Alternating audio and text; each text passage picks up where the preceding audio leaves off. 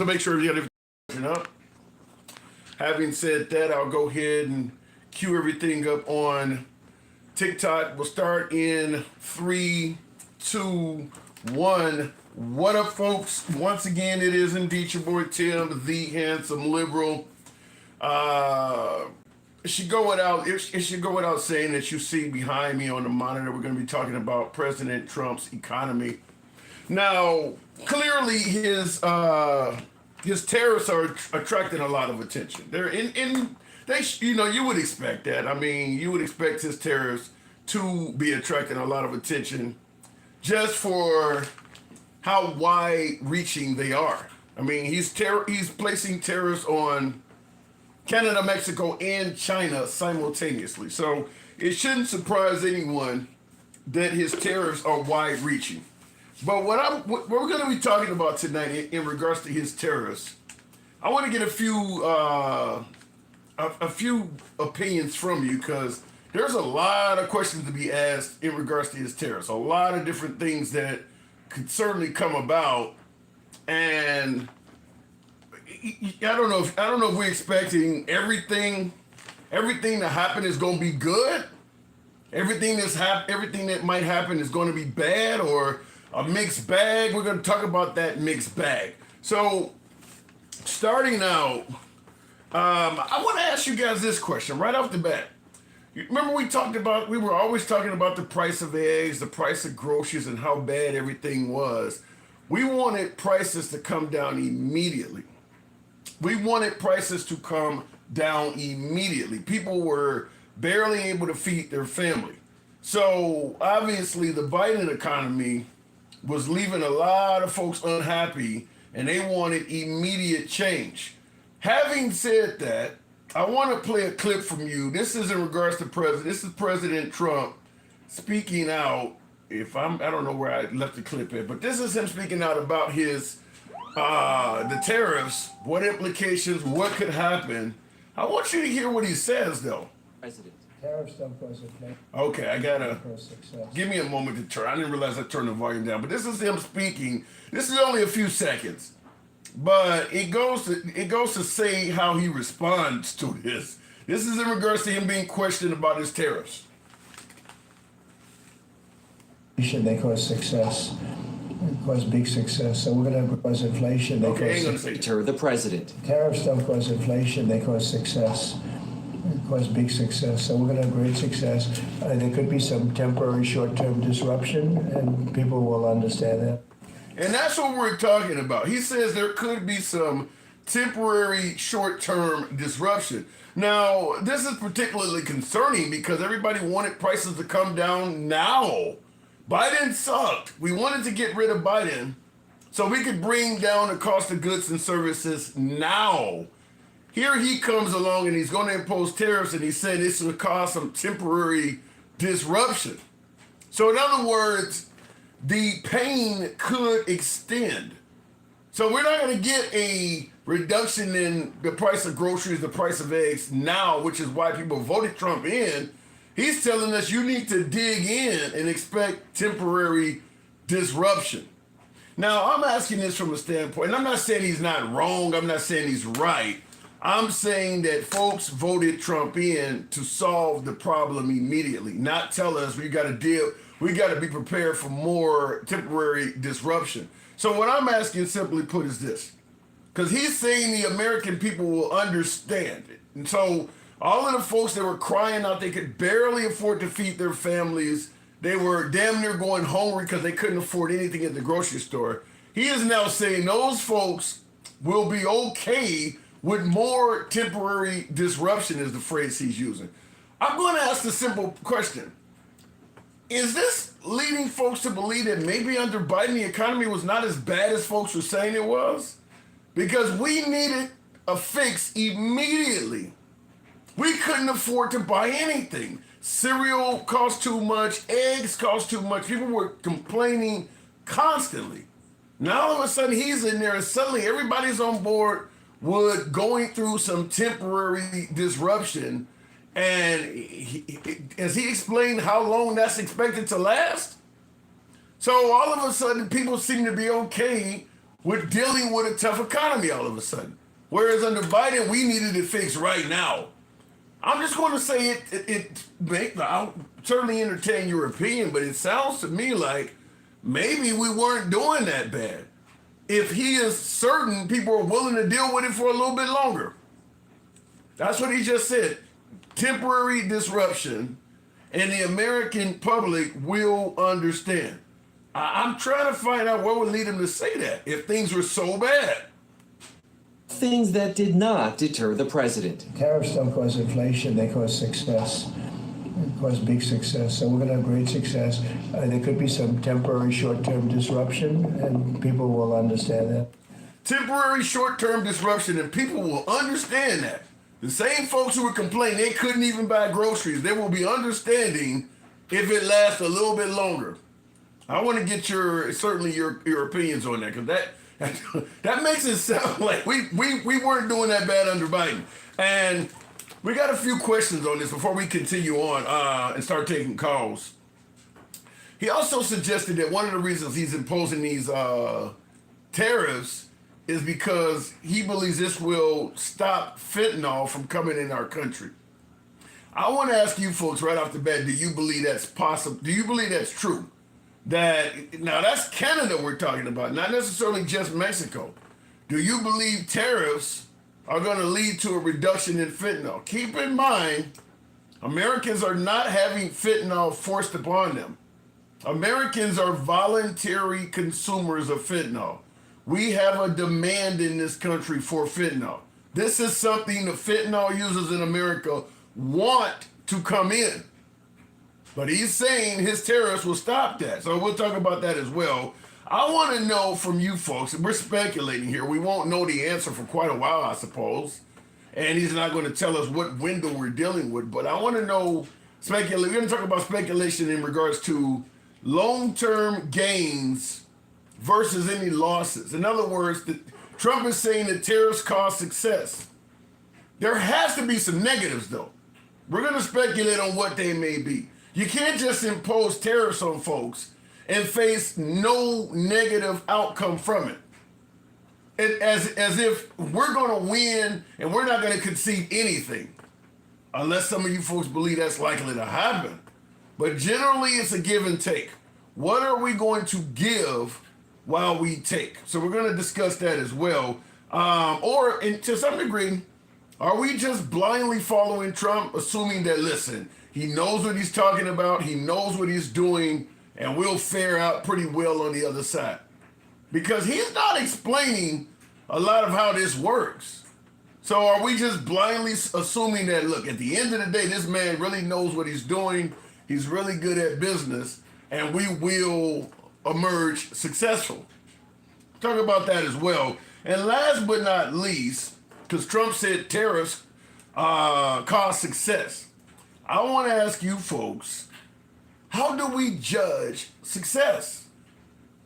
How do we judge that at the end of the day, what are we going to use as a metric to say that what he did? Jessica, yeah, appreciate the hat and mustache, thank you. Starting the program off right, appreciate that. So we're going to ask at the end of the day, how do we judge whether what Trump did was a success or failure, and by what time frame? F Ranch, yeah! Once again, thank you, folks. Thank you for starting the program off right with that hat and mustaches. So, how do we judge whether it was a success, and what time frame do we give? And once again, Jessica, yeah! You got the hat and mustache on President Trump. That's funny. For you folks that are on other platforms, you can't see what's popping up on TikTok, but thank you, Jessica and F Ranch. So, how do you judge success?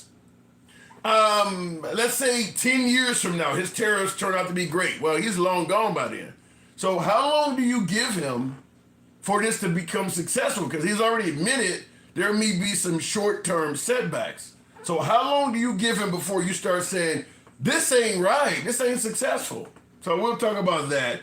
Also, I want to talk to you folks about Trump is authorizing, conflicts with the cartel. Whether you think that's a good thing or not, you got Hexef saying that strikes within the sovereign territory of Mexico are not off the table. So we could be using the military in the inside of Mexico. Talk about that. And last but not least, remember folks used to suggest we were the laughing stock of the world under President Biden. Trump himself has said that. Trump himself has stated that America was a laughing stock under President Biden. I want to get you folks on. I want to hear from you. What do you think we are under Trump so far? What do you think? How do you think the world's speculating? You can give your opinion any way you want to do so. You don't get blocked, banned, or censored here, no matter what your opinion is. So understand how that we believe in free speech here. So criticism, complimentary, whatever the hell it is, we allow you to speak. So we're gonna go straight to the comment section.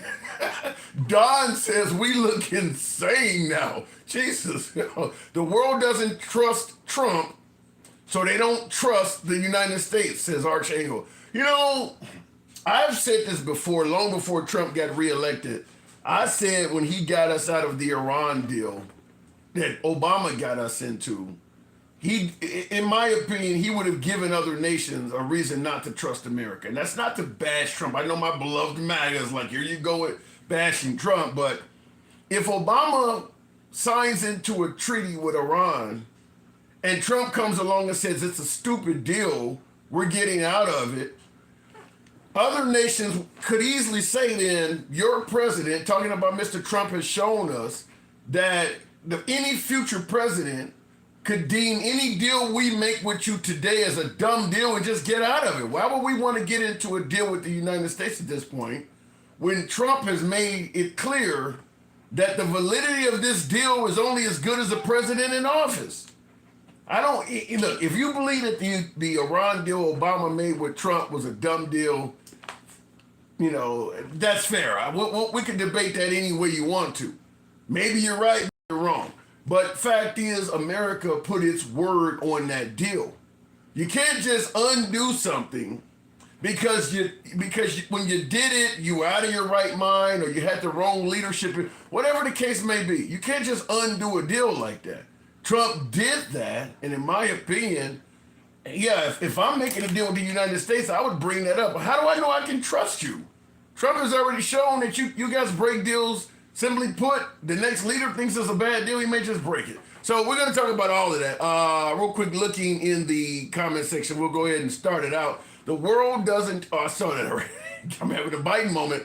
Tim, do you think Trump can really beat Obama at deportations? That's a hard record to beat. Yes, I do, Lady Liberty, for two reasons. One being, I think there's a lot more people to deport here under Trump's second term than what Obama was dealing with because Biden let so many people in.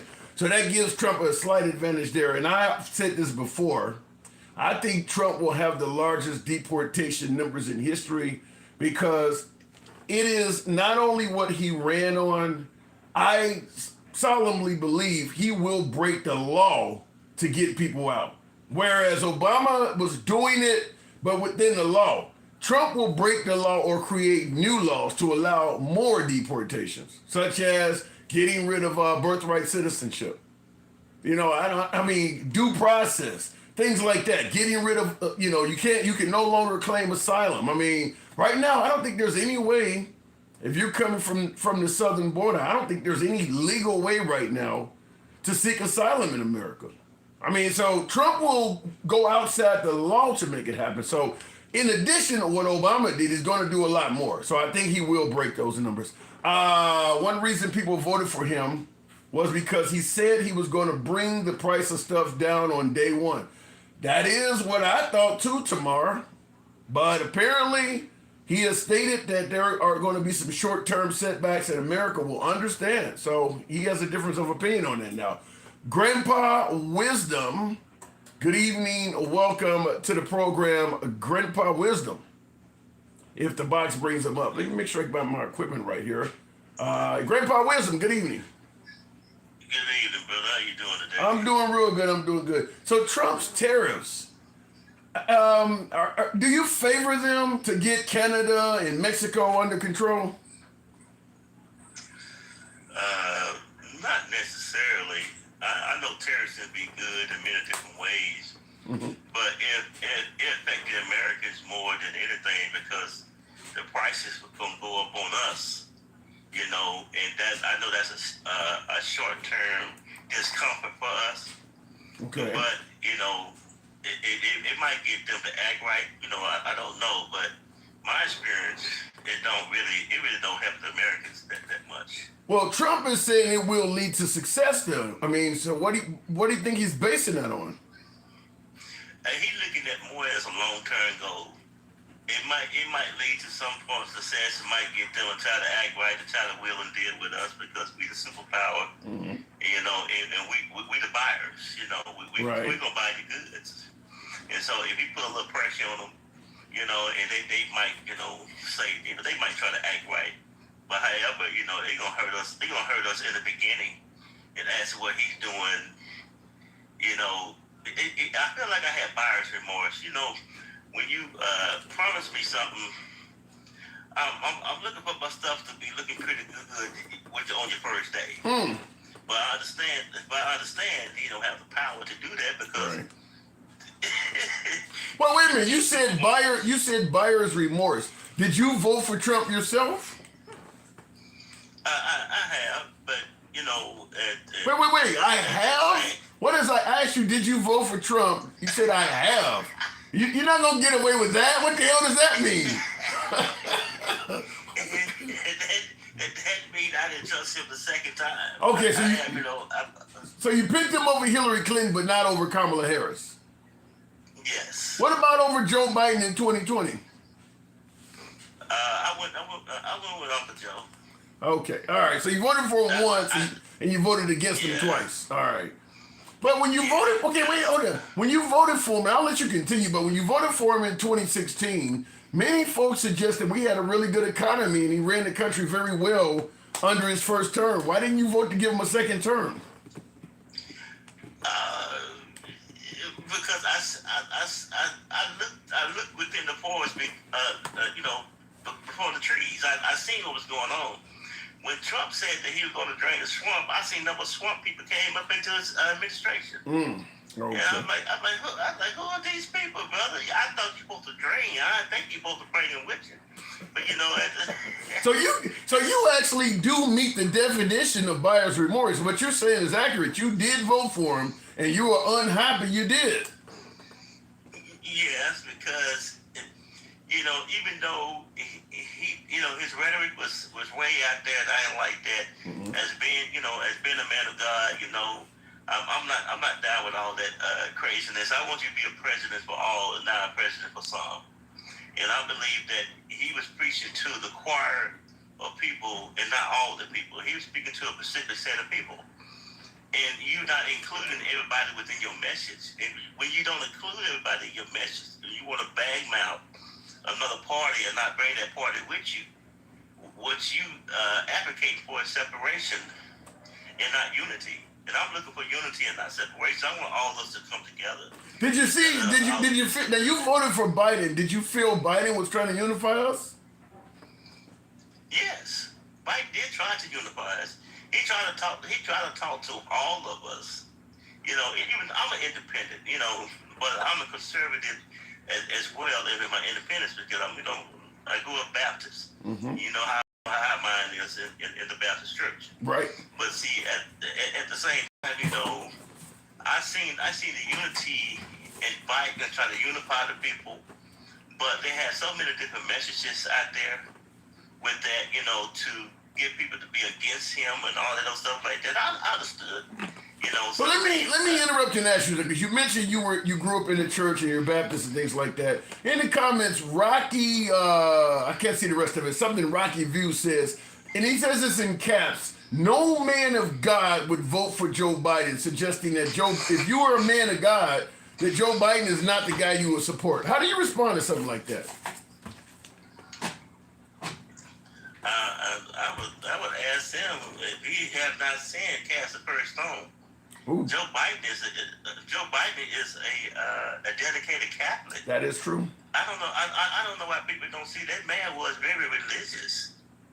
Yeah. Compared to a man who said that he never asked forgiveness from God, from a man who is religious and asked forgiveness from God. Well, but he does have his own Bible. Tariffs. I gotta bring it up. He does have his own Bible. You can't beat that. Yeah. Like most of these dang investors be on TV at night. All right, okay. So in other words, how long do you think it'll be before we can determine whether what he's doing is successful or not? We gotta give Trump. We gotta give Trump a chance. I believe if you give that man a chance, you know, and because right now it's his first couple of weeks. Been looking kind of ugly. He been putting out stuff like, oh my God. Wait. But what is he doing that's ugly? The man made promises, and it sounds like he's just trying to deliver, many would say. Yeah, he made promises. He sure did. But we don't see how them promises gonna keep out, and them promises gonna take rights from people. You know, different things like that. You know, yeah, he gonna keep his promises, but he's doing some crazy things that we gotta say. What he trying to do? So you said you're saying that you're saying that some of his promises are going to quote unquote take rights from people. Give me some examples of what he's promising that could lead to loss of rights. The loss of rights. That's what you said. Yeah.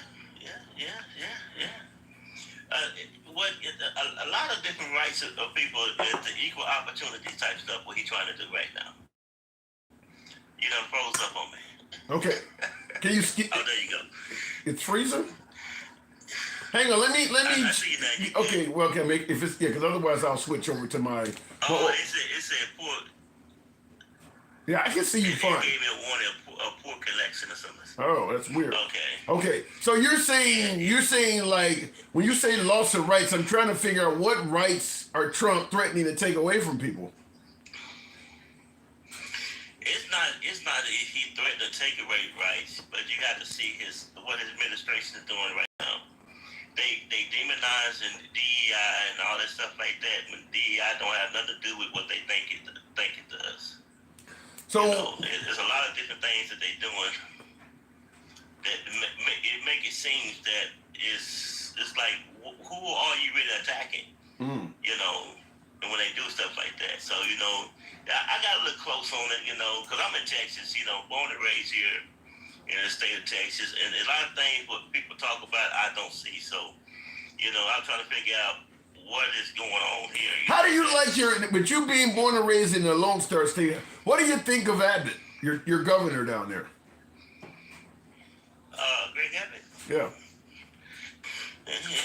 Things too, you know, I got to see what this brother gonna do. I mean, it's his first agendas is go ahead, yes sir. No, I was gonna say, I mean, what about protecting the border? You guys had a major border issue down there allegedly in Texas. Do you favor what he has been doing to protect the border? And Trump too, to an extension. Well, what? That's the crazy thing because it don't affect us at all. The illegal border entries does not affect the state of Texas? Where? Your governor is claiming that you got immigrants running rampant all over your state, murdering people and every damn thing. Brother, that's a bald-faced lie. A bald-faced lie straight up out of here. We don't see, the problem is with people outside of Texas and people talking, it's a lot of rhetoric that they speak.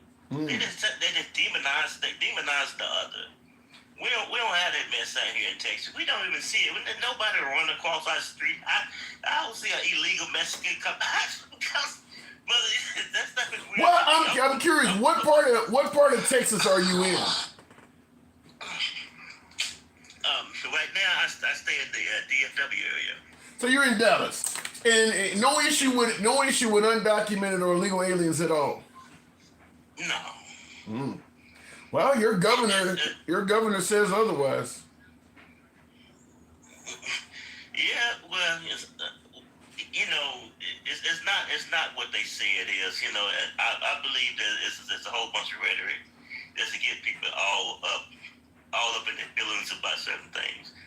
But most of these people down here, that the Latinos, the Black brothers and sisters, they work hard out here. and most of the time they have their own businesses and stuff like that, and they do a lot of good things. But whatever they talking about, the illegals, what all of that, it's not rampant as they say it is. Yeah, they don't just say it's rampant. They say these folks are actually committing major felonies and harming Americans In Texas, all over the country, including Texas. No, that's a bald faced lie. In Texas, you get your head knocked off by here, brother. No, but I'll tell you, I'm hearing that they're coming across the southern border. They're stealing stuff on folks' ranches and putting folks in the border cities at risk. I mean, this is what they're saying.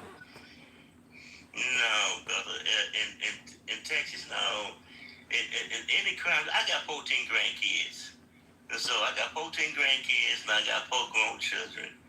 And, you know, a lot of the stuff I see in here in Texas and people talk about it's just not what it is. And I got a lot of Republican brothers, you know, I got a lot of Republicans friends, you know, who's believe in Trump and stuff like that.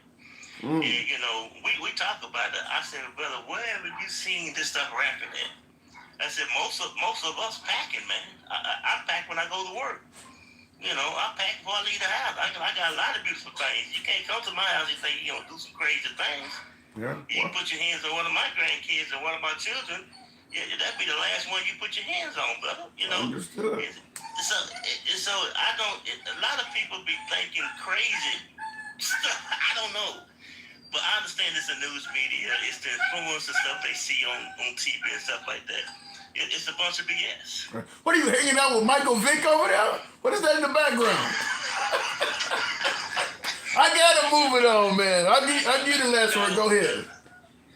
No, I want people to stop try to love each other, man, and stop with all this hate, man. And let's come together with all the you know, stop believing in the hype, you know. Well, this is what they say, and I appreciate you coming on, man. Thank you for coming through, and as I said, say hello to Mike Vick for me, man. Appreciate it. All right. All right, moving the program. I don't know what was going on with that poor puppy in the background, but continuing on the program, put some respect on Mike's name. Yes, I'm just kidding. Tap the screen, by the way, folks. I haven't asked you to do that just yet. Get us up to about 20,000 on the lights. This is later in the evening broadcast. You know, some of these days, normally I take a day or so off, you know, certainly on the weekend, but Trump has been so busy. It's difficult. You know, like if there's nothing going on, I don't want to just be here for the sake of being here. So, you know, if it's a boring news day, you might notice we're not here, but there's no boring news days with this guy. There really is there's no boring news day. I mean, Trump is in the news on TV every day. Mike, yeah, appreciate the hat mustache. There is not a single boring news day with Trump. J Aviation says, good luck, you pointy hat CEOs. Wait a minute, let me read this again. Good luck, you pointy hat CEOs, burning fools. Aviation, you got to explain that. I don't quite understand what you mean there. Imagine eradicating measles and then making your population so incompetent they bring it back. And then they bring back polio. Laugh out loud. Darren, it would be funny if that ain't true. If that's true, there's nothing funny. And by the way, if we do something like what you're suggesting, it may come a time when it becomes difficult for Americans to travel abroad. If our antics get too crazy, certain countries are going to start saying, no, we don't want you here.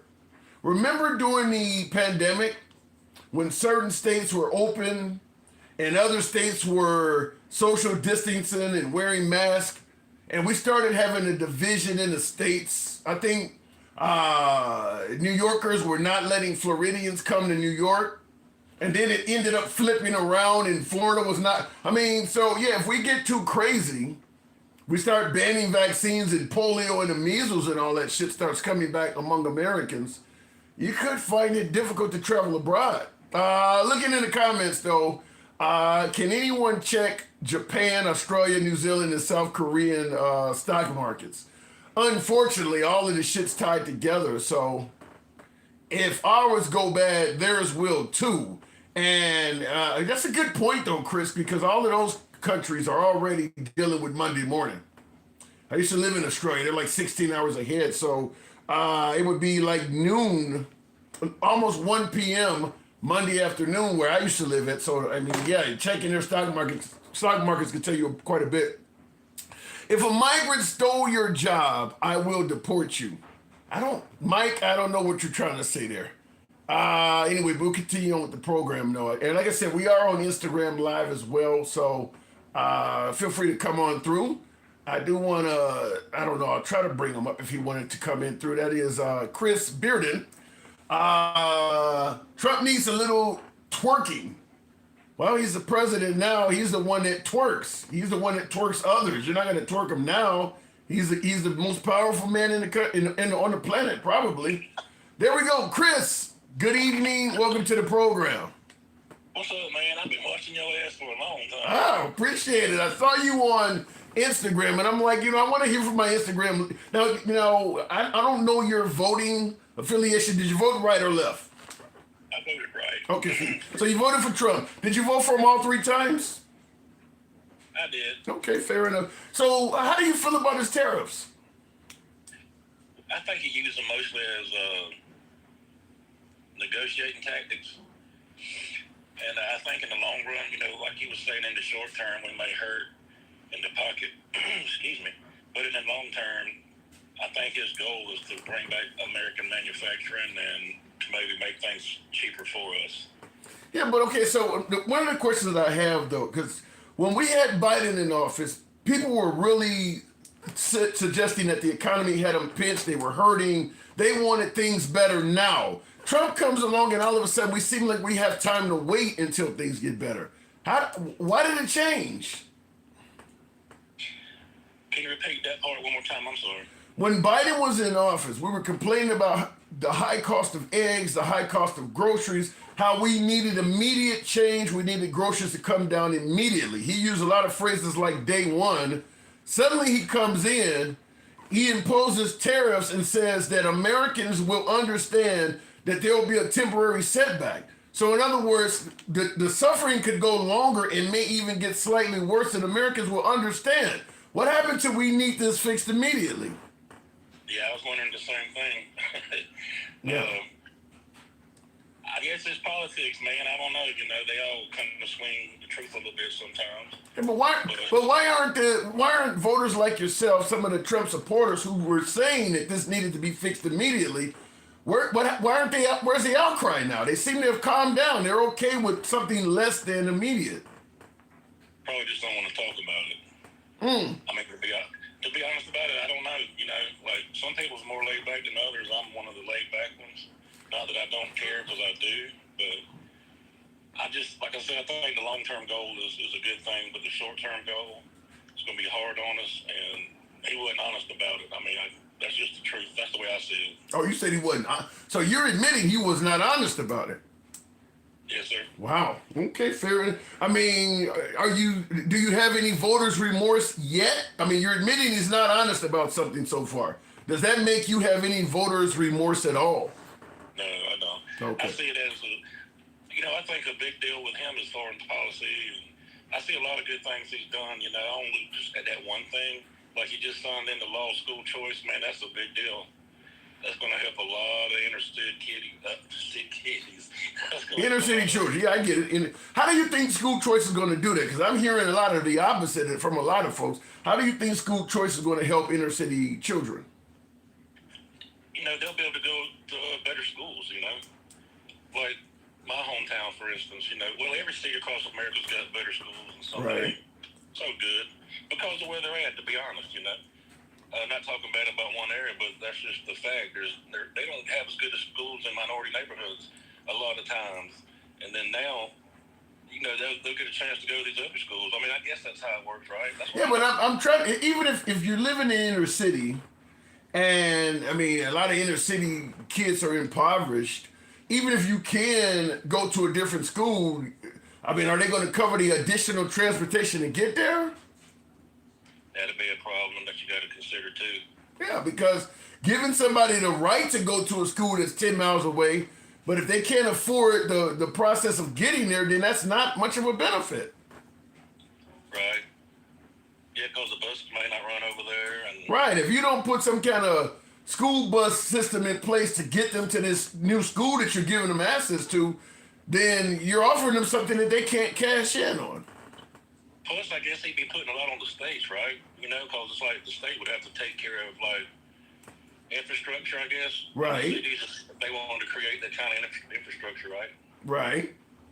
But that's what I'm saying. The school choice thing, if like I said, if they don't provide transportation, that may not be something worth bragging about.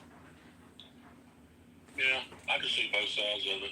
So let me ask you this: in regards to the tariffs, one of the reasons he's talking about doing it is because the fentanyl coming in the country. Do you believe tariffs will stop that? Because Americans want fentanyl, right?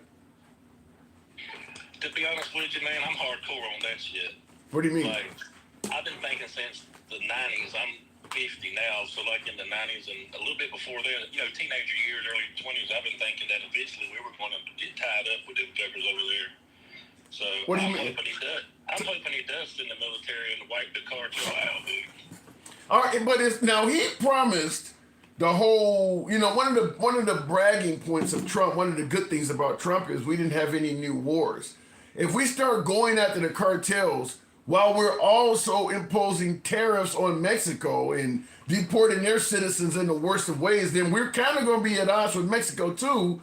I mean, can you see where this might expand to some type of major conflict? I could, but I'm trying to look at it this way.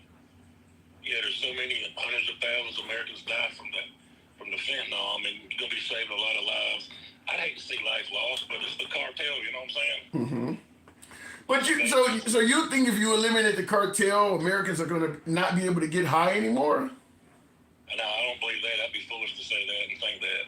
But I'm thinking it would curve a lot of it. I don't know. To me, a lot of this has the same resonance as the gun debate. If you ban a gun, a person will be able to get a gun on the street or whatever. If you get rid of the cartel, I mean, my assumption is somebody's going to. There's so much money being made by the cartels. If you get rid of the cartel, there's going to be somebody else that's going to vie for that position. That's not just going to die off. You're talking about billions of dollars. So even if you get rid of the Sinaloa and all of that, the folks that are down there, you got to realize somebody else is going to step up and do it. Hell, it might be some Americans, but somebody's going to do that. Well, let me rethink it a little bit. I don't normally walk back my statements. I still believe like we should kick the shit out of the cartel, but Okay. I don't want no repercussions on us Americans over here because we don't need that shit over here killing us. You know what I'm saying? Like, they come over here fighting and shooting around and knocking us out. We don't want that shit. Right. Well, in regards to the repercussions, you do realize the cartel has the ability to create literally dozens of Lincoln Rileys overnight, right? Yeah. I'm sure they do. You think America has the stomach? I mean, we will eventually defeat the cartel, but do you think America has the stomach for Lincoln Rileys? You know what Sicarios do and things like that. Everything from beheading folks to their entire families. I mean, and they have all sorts of tentacles already in most major cities. You think we could handle that? You think America has the stomach for that? Man, I hate to see it come to that. I don't know, man, but I know our people would fight back, no doubt. Yeah, you can fight back, and we ultimately would likely win. But just like when we went into Iraq, when they started beheading folks, a lot of our allies was like, "It's time to go." Yeah. I don't think it's worth none of us losing our families as far as violence like that. Mm-hmm. But that's exactly what they do. That's exactly what they do. Is they take out your family. I guess it'd be crazy as hell to go over there. But at the same time, it's like, we got to do something. So what do we do? Just sit here and let them keep doing that shit, killing us, or you're trying to go after the supplier while doing nothing for the demand. I mean, the cartel won't be in business if America. It's not like they're forcing the drugs on us. They're not pinning Americans down and sticking needles. This isn't an episode of Taken. They're not forcing you to take the drugs. So getting rid of the supplier when the demand still is there, I mean, like I said, it's $1 billion business. So if you get rid of the cartel, somebody else is going to try to answer that huge demand. Yeah, you'll never get rid of drugs, just like you'll never get rid of guns. Right. So what are we doing then? So what the heck are we doing? I guess we pissing in the wind, bro. Yeah, I don't see what we're doing. I mean, not to mention all of the innocent Mexican casualties we're going to have, because they got a lot of innocent folks that are out there in them coca fields and things like that are just trying to feed their families. So when you start taking these places out, you're going to be taking out a lot of innocent people too. It's just a bad situation. Yeah. Okay, fair enough. But right now you're working with them. Right now you're happy with your vote, right? I am. I'm real happy. Like, he's the only politician I ever seen keep his word, man. And you've been around long enough to know that, man. Most of them say shit they gonna do, they get in there and they don't do shit, man. I can have a long conversation with you about him keeping his word, but I mean, you don't believe he was with Stormy Daniels? He was probably all up in it, but I don't care. So you don't keep his word. You don't care about the stuff he's lying about. I don't care about his character at all. I know some people ain't gonna agree with it, but it's like, dude, I just want a strong leader. You know, I know he talks a lot of shit about people and situations and all, but I see him getting shit done, though. You know what I mean? Fair enough. I wouldn't want him dating my daughter, but I'd like him to run the country. Do you realize how that sounds? I wouldn't want him dating my daughter, but I like how he's running the country. Look, ain't nothing wrong with voting for Trump, but damn, if you got to say that about him, it almost makes it look like there is. Oh my God. Last question before I move it on. Good caller, by the way. Who won the 2020 election? Dude. Take your time. I'm gonna go ahead and have a sip. This is sweet tea, by the way. This is actually sweet tea. Who won? I like that cup. I got the same cup. Damn right. Damn right. But who won that election? Well, my first thought, you know, as a Trump supporter, I was like, man, them motherfuckers cheated like a son bitch. But I really don't know, Tim. Don't nobody know. You know what I'm saying? All right, I gotta go. I got a dog in the oven I need to eat. Appreciate you coming through. Thank you. Yeah, man. Hey, it was awesome to get to talk to you, bro. Hey, my door's always open to you. Come back on anytime, man. All right, thanks. Good conversation. Thank you. Appreciate it. All right, moving on. Oh, that. What the hell did I just do there? Bear with me, folks. I'm learning how to use this damn. And go ahead and drop out of there if you know how, because I'm trying to figure it out. Let me see if I can. All right, let me see. All right, yeah, give me a second. We'll continue with the program when I figure out how to work this. Okay, I got it. I see where it says remove. All right, later, Tim. All right, have a good one, man. You too. All right. Okay. And by the way, tap the screen, folks. That was a MAGA. You know, listen. I do believe there's legitimate reason to vote for Trump, but I certainly believe there's legitimate reasons not to favor him either. But we'll continue on. Like I said, we do entertain both sides of the aisle. We don't block, ban, or censor. You can be critical of anybody in the program up to and including the host. So feel free to smash that like button if you enjoy this type of open dialogue. We go left of Bernie Sanders. Yeah! Ah! Big dog! Appreciate the hat mustache. We go left of Bernie Sanders to I'm having a dinner with Q. Everybody gets to speak. Looking in the comments section, we're talking about Trump's tariffs. And this is Chris says. Chris says they know who won the 2016 and 2024 elections, but don't know who won the 2020 election. Well, my guess is if Kamala Harris had won in November, we would have been talking about the 2024 election too, because I think that was part of the plan. Real quick in the comments, Trump wins legit. Trump loses cheating, says Gil. I'm going to leave it alone. Like I've been saying on the program before, though, Trump is back in office now. He controls all the mechanisms of government. I do feel he should be obligated to show why he said he won the 2020 election. I mean, you got access to a whole lot of shit. Show us that what you were saying is true. I mean, it shouldn't come down to, well, can't we move on from it? No, you said it. Show us some evidence. I believe he should have to show that. All right, continuing on with the program, though. We will go to Harry, I think, what does that say? Harry's PAC money? Good evening, Harry. Welcome to the program. That's a hell of a mugshot you got there while we bring that up. God, why don't you have eye surgery? I can tell where you are looking. You know, the problem with that is I get that occasionally. I got 4 cameras staring at me. So when you guys, for my YouTube vertical, that's where you generally get this. Don't have it as much on YouTube horizontal, Instagram, or TikTok, but on YouTube vertical, for some reason my tablet, when I'm not looking at it, the eyes go all over the damn place. But thank you for noticing it. I get it 100 times over. Look how big he won this time. Yeah, he did win big this time, NC, but that don't have anything to do with last time. A lot of folks did not like what Biden was up to. So that may have a lot to do with why Trump won by a strong margin. They didn't, I mean, when Trump lost to Biden in 2020, Biden didn't have a record to run on. In fact, he was tied to Obama, which a lot of folks favored the Obama administration. When he ran in 2024, however, he had his own record to run on, and a lot of folks believe that sucked, not to mention his mental health decline seemed far more apparent and far more clear. So that has a lot to do with the change in votes, in my opinion.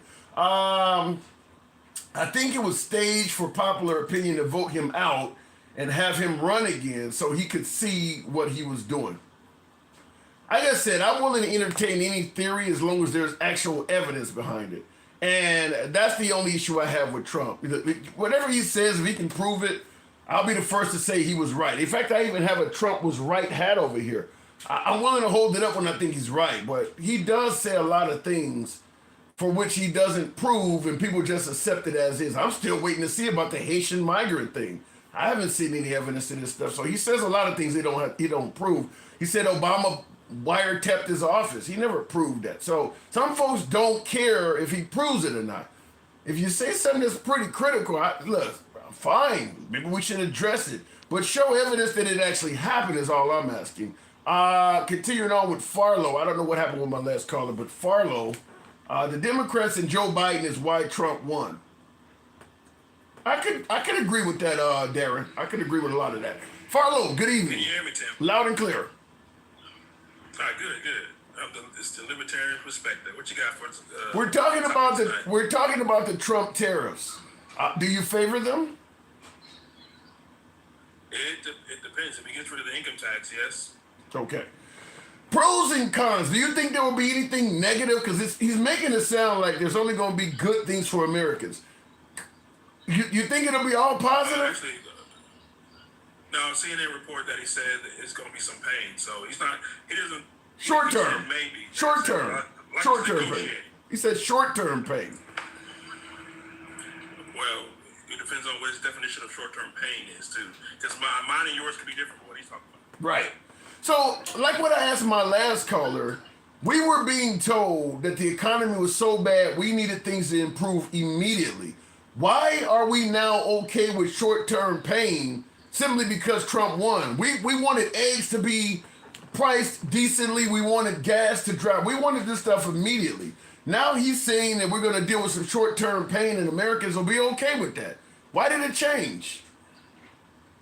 I think he's going to do something with taxes. He did say something about getting rid of the overtime on federal, which would help. But he should get rid of the income tax altogether if he's going to go to tariffs. But he didn't run on short-term pain. He ran on fixing the economy on day one. I agree. So why is it okay now? When you get in there, well, when you're on the outside talking and you get in there, you realize, oh, this is going to be a little bit harder than I thought it was going to be. But wasn't that his excuse from the first term? Is that he promised to drain the swamp and do all this, and he realized once he got in there it was going to be a little bit harder? You're telling me we're going to play the sequel to that? Well, it is because he's fighting the same fight. He's fighting Republicans. He's not fighting the Democrats this time. It's his own party. Again, it's just the rhinos, as they're called. Who in the Republican Party is he fighting? Give me some names. Right now in the Senate, he's trying to get his Tulsi Gabbard, Kash Patel, and Robert Kennedy Jr. through the Senate. They're like, there's 2 Democrats. Why would we want to vote for Democrats to be in your cabinet? I say, why not? That's how he ran on a coalition. So why are they slow-footing it? You really think Trump is currently fighting with Republicans? He is. Give me some names. Okay, the majority leader said we're gonna do what we're gonna do. We're gonna stay weekends. We're gonna push your nominees through. They just left for the weekend. No. Give me some names of Republicans he's fighting with. Thune currently, he was like, we're gonna push your people through, and then all of a sudden he's like, oh, we're not gonna stay for the weekend. We'll pick it back up Monday. That's not what you said. You said we're gonna go. If we have to go through weekend, that's what we're gonna do. We're gonna push your nominees through. The problem is there's other Republicans like the one from Maine, and there's another one. I think she's from New Hampshire. They don't want to vote for Robert Kennedy Jr. or Tulsi Gabbard or Kash Patel. Well, yeah. So if this was Democrats, his nominees are already be through. You don't think Joe Manchin wait? You're saying if it was Democrats, you don't think Joe Manchin, Kristen Sinema, Fetterman, you don't see any resistance on the Democratic side? I don't see Fetterman voting for those guys for Tulsi Gabbard or. No. You said if this was the Democratic Party, the people would already be through. And what I'm saying is Biden had all sorts of resistance from Democrats too. Oh, that was on bills. That wasn't for his cabinet. But he's still trying to get his cabinet through. No, he only got one bill through, the Lincoln Raleigh Act. That's it. They ain't got to the tax part yet, which is the supposedly supposed to be the big deal. But they're talking about April or May. Why are we waiting? Well, that's the problem. It is only on day 10, you know. No, man, get that stuff through. You got the House, you got the Senate. Why are we waiting? That's the problem I had with Barack Obama when I voted for him when he got in office. Why were they waiting? They should have passed all their stuff. You only got 2 years. You know what's going to happen. Someone's going to lose the House or the Senate. You only got 2 years. Stop this waiting thing and just get it done. Well, and I see in the comments, King Finn makes a good point. He says he's waiting because he can't do it. To some degree, this is why they have pork in bills. You can't just throw something out there and get instant agreement. Sometimes you got to call folks in the background and tell them, well, I'll do this for your area so you can satisfy your constituents. The waiting is not necessarily waiting. It's trying to do backdoor deals so that when the bill is passed, you know you got the votes. You need to expose those senators. They need to get out of here. We don't need you. Like, you want a bridge in your city? Wait till the infrastructure bill come up and put your bridge in there. Don't try to attach it to something that has nothing to do with bridges in it. I'm sick of that crap. Well, I don't think you want standalone bills, in other words.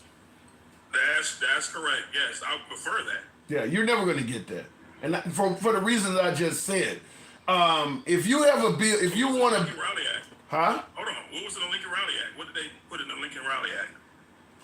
Well, okay, I stand corrected. I'll say you usually won't get standalone bills, and the reason I say that is I agree. Yeah, that I agree with. Yeah, because if you're trying to propose a bill, and the folks in my area don't agree with it, and I don't have nothing to bring home to tell them, well, I got at least this for you out of this, I'm not gonna get reelected. Now, the Lincoln Raleigh Act is something that most Americans can get behind. That's why you could pass a bill like that. But some of the other things like the tariffs and telling the American people, well, you know, it's going to be some short-term losses. Everybody ain't going to be okay with that. Certainly after we've been told you need to get rid of Biden because I can fix the economy right away. And now all of a sudden we don't did what you asked, and now you giving us a switcheroo, which my last call even admitted that he didn't run on that, and he voted for him.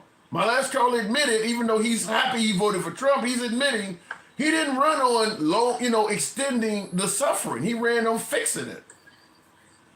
This is the issue. The Republicans in Congress can't get a clue. Just pass the bill. Well, don't wait till April or May. Why are you waiting? That's dumb. If you do it faster, then you get to the tariff part. The cuts already for the Americans are in there. It will offset the tariffs. But if you wait, then we're going to feel what we shouldn't even be feeling. Well, I think the wait is because of what I said. If they tried to pass it right away, it would probably get struck down. There would be probably too many politicians that have nothing to gain and more to lose by doing it. From cutting taxes, and you're a Republican. I don't think everybody's for sure that's going to happen. That'd be crazy if they don't cut taxes. That'd be crazy. It's OV for them if they don't cut taxes. Well, but here's the problem. What's going to pay for those tax cuts? The tariffs. So so what's going to pay for them rise? Okay, you use that money from the tariffs to pay for the tax cuts. What money is going to pay for the increase of goods coming in from Mexico and Canada and China that's increased? Well, we already have tariffs on China. China I'm not too worried about. They already had tariffs. Even Biden kept the Trump tariffs on. But they're increasing though. They've been cheating. Yeah, they've been cheating. We ain't worried about China that much. Wait a minute, he's in Canada. Okay, wait. Canada and Mexico, those will hurt. We're gonna feel those immediately. So if if he gets rid of the income tax, we won't even feel it. Okay, wait a minute. You said the income tax was going to pay for what else? I said if he gets rid of it, and get rid of it altogether. He's just cutting taxes. I said if he gets rid of the income tax, we won't even feel the tariffs. But if he gets rid of the income tax, how do we make up that lost money in our government? Just by tariffs. That's what we did before the income tax was created. That's what America.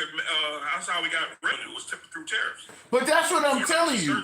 That's what I'm telling you. You got two things coming at you, and you only got one to defend yourself with. Okay, you're gonna use the income tax. You're gonna income tax, and you're gonna use the extra money from the tariffs to cover the lost money from income taxes. But these countries are gonna raise the price of goods and services. What is going to cover that for the American people? You got to make a good deal. I mean, that's what you got to do. Because, for instance, after World War II and Germany and Japan were decimated, we said, you got 100% tariffs on us and we won't charge you any tariffs. That never ended. So based on what you're saying, we are going to pay more for goods and services under Trump indefinitely. It's just a matter of how much. If he goes to gets rid of the income tax and tariff route, yes. But it might balance out because the people that we're quote unquote trading war with are allies. So they might negotiate it down. Why the hell would they, if you impose a 25% tariff on Mexico and Canada, why the hell would they do anything less for us? Our GDP is better than theirs. So it's going to hurt us, but it's going to hurt them too. Okay. Our GDP is higher. But we didn't elect Trump to hurt. Well, that's true. That's true. But this is his strategy. So let's see if it works first before we criticize him. Well, we're going to criticize him because he didn't run on doing this. He didn't run on his. He ran on tariffs. Yes, he definitely ran on tariffs. He didn't run on telling us the hurt is going to continue for a temporary period of time. He ran on lowering the price of goods and services on day one. Now we're getting something else. That's true. I agree with you. But let's see if it works first. And it might work. It might not. When it doesn't work, then let's criticize. And then what? Okay, fair enough. Then we're just speculating right now. Okay, let's go. Well, you're going to criticize him because you admitted he's already doing something he didn't run on. So that's where the criticism is. Huh? That's correct. Yeah. So that's correct. So you said let's see if it works. So let me ask you this. What time frame do you give him before you say this is either successful or not successful?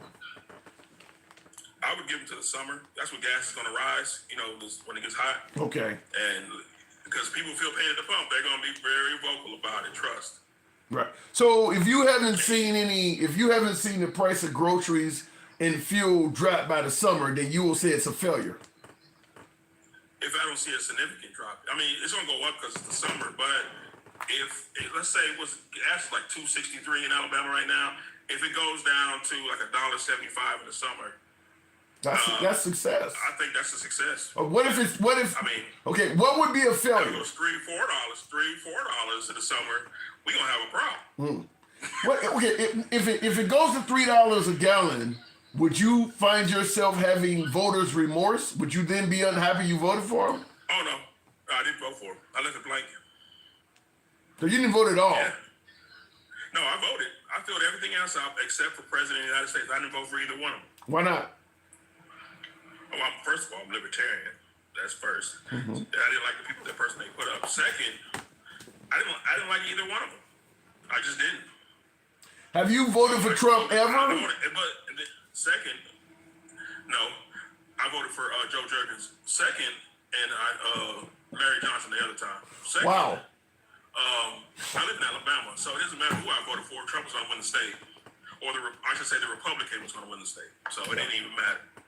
Local stuff mattered more. That's what I voted on. That's what I can change. That can change the vote on a local level. I don't know. I agree with you. Alabama's going to go red no matter what, but I still always think your vote matters. But I get your point. I mean, they're going to vote red no matter what. On the state level, it matters more than it does on the federal. Joe Jurgensen. Anyone the popular vote. Yeah, yes. You knew that wasn't going nowhere, right? It's the principle. What's going on right now in America? But let me tell you this. I knew Trump was going to win when he showed up to the Libertarian, whatever it's called. When he showed up there, I was like, he's going to win the election. They're the biggest wing of the independent party. I said, the election's over right there. What do you think about RFK? What do you think about RFK? I wouldn't vote for him for president, but where he's going, I think he cares about what he's talking about. If he doesn't try to go too far, it's okay. Okay. But like the things he was saying about how England and stuff, they're eating stuff that we're eating the same things, but we have more stuff in our food than they do. I think I can go with that. That's good. But you're a libertarian. You're a libertarian. You're not for wait. You're a libertarian, right? That's correct. You're not for big government. That's correct. So how do you stop a corporation from putting ingredients in their food without using big government? It's a safety issue. If they're putting chemicals in our food that may cause cancer, like it's proven, okay, I say get it out of there. And then I can choose to eat it or not at that point. So in other words, you'd be okay with a ban on cigarettes, a ban on alcohol, because all of that stuff can cause diseases and problems too. It's on the box though. It says it can cause cancer. So on your cereal box doesn't say can cause cancer. So in other words, so as long as they put on the box that this could cause cancer, they should still be able to sell it. That's correct. If they put on a cereal box and cause cancer, you think people are going to pick it up? And some people might. Most people wouldn't. They're trained to something else. They still picking up cigarettes. That got nicotine in it, bro. It's a drug. Nicotine's one hell of a drug, bro. So is sugar and salt. Right, but trust me, if some people say stuff doesn't help, there's people out there. I'm telling you right now, there's people out there. You really think that? Wait, hold on. You really think the American people need to be told that fast food and McDonald's can be harmful for you? You don't think they know that already? You don't think there's people that sue McDonald's because the burgers made them fat? I don't think they win. No, but right, because we all know that burgers make you fat. Exactly. So why do you need to put it on the package? People already know this shit. They already know you can get diabetes from Coca-Cola. You don't need to put that on the can. No, not diabetes. Cancer. What's the difference? Dead is dead, right? Dead is dead. May cause kidney problems. Like stuff you didn't know. Like the more you educate some people, the better the society is. An educated society is better than an ignorant society. I mean, if you go down that avenue, you could end up putting warning labels on everything. You want to put on the side of a gun can kill you. He's not gonna. You gave the example of cigarettes. He's saying he gonna take those chemicals out, where you ain't got to worry about even being in the cereal in the first place, or whatever they're making. I'm just simply saying, if you're for small government, the only way to do what RFK is talking about doing is by way of big government, and you're a libertarian. I don't think that's big government. Really? He's doing it federally. You won't have to. I mean, the states don't have a right to say, I don't want to follow his ingredient instructions, or I don't want to listen to him. I don't think. Let me get you together. There's no state gonna say, "Oh, I don't want to do that." I don't know about that. Stuff is it's harmful. Not anybody gonna sign on to that. You got states that said, I don't want to give up slavery. You sure about that? If people making money and they think these labels are gonna cost them money, I don't know if I agree with you on that. And then why are we doing mass deportation? That's slave labor too. Like I said, people making money. When people are making money, they'll turn a blind eye to any damn thing. That's what I'm saying. All right. And that's true. I agree with Smith. There's color, not flavor. So it's not going to taste any worse. It's just going to have something less harmful in it. Some of those things that make food taste good are harmful to you. So I don't know if I 100% agree with that. But I got to move it on. This is our first time talking? No, it's like our fourth or fifth time. Wow, I don't remember your name. Farlow. I don't know. All right. Yep. I'm having a Biden moment. Appreciate you coming through, though. Not a Biden moment. That's hilarious. Thank you. Thanks for coming through. Hey, look, I'm getting old too. Shit, things happen.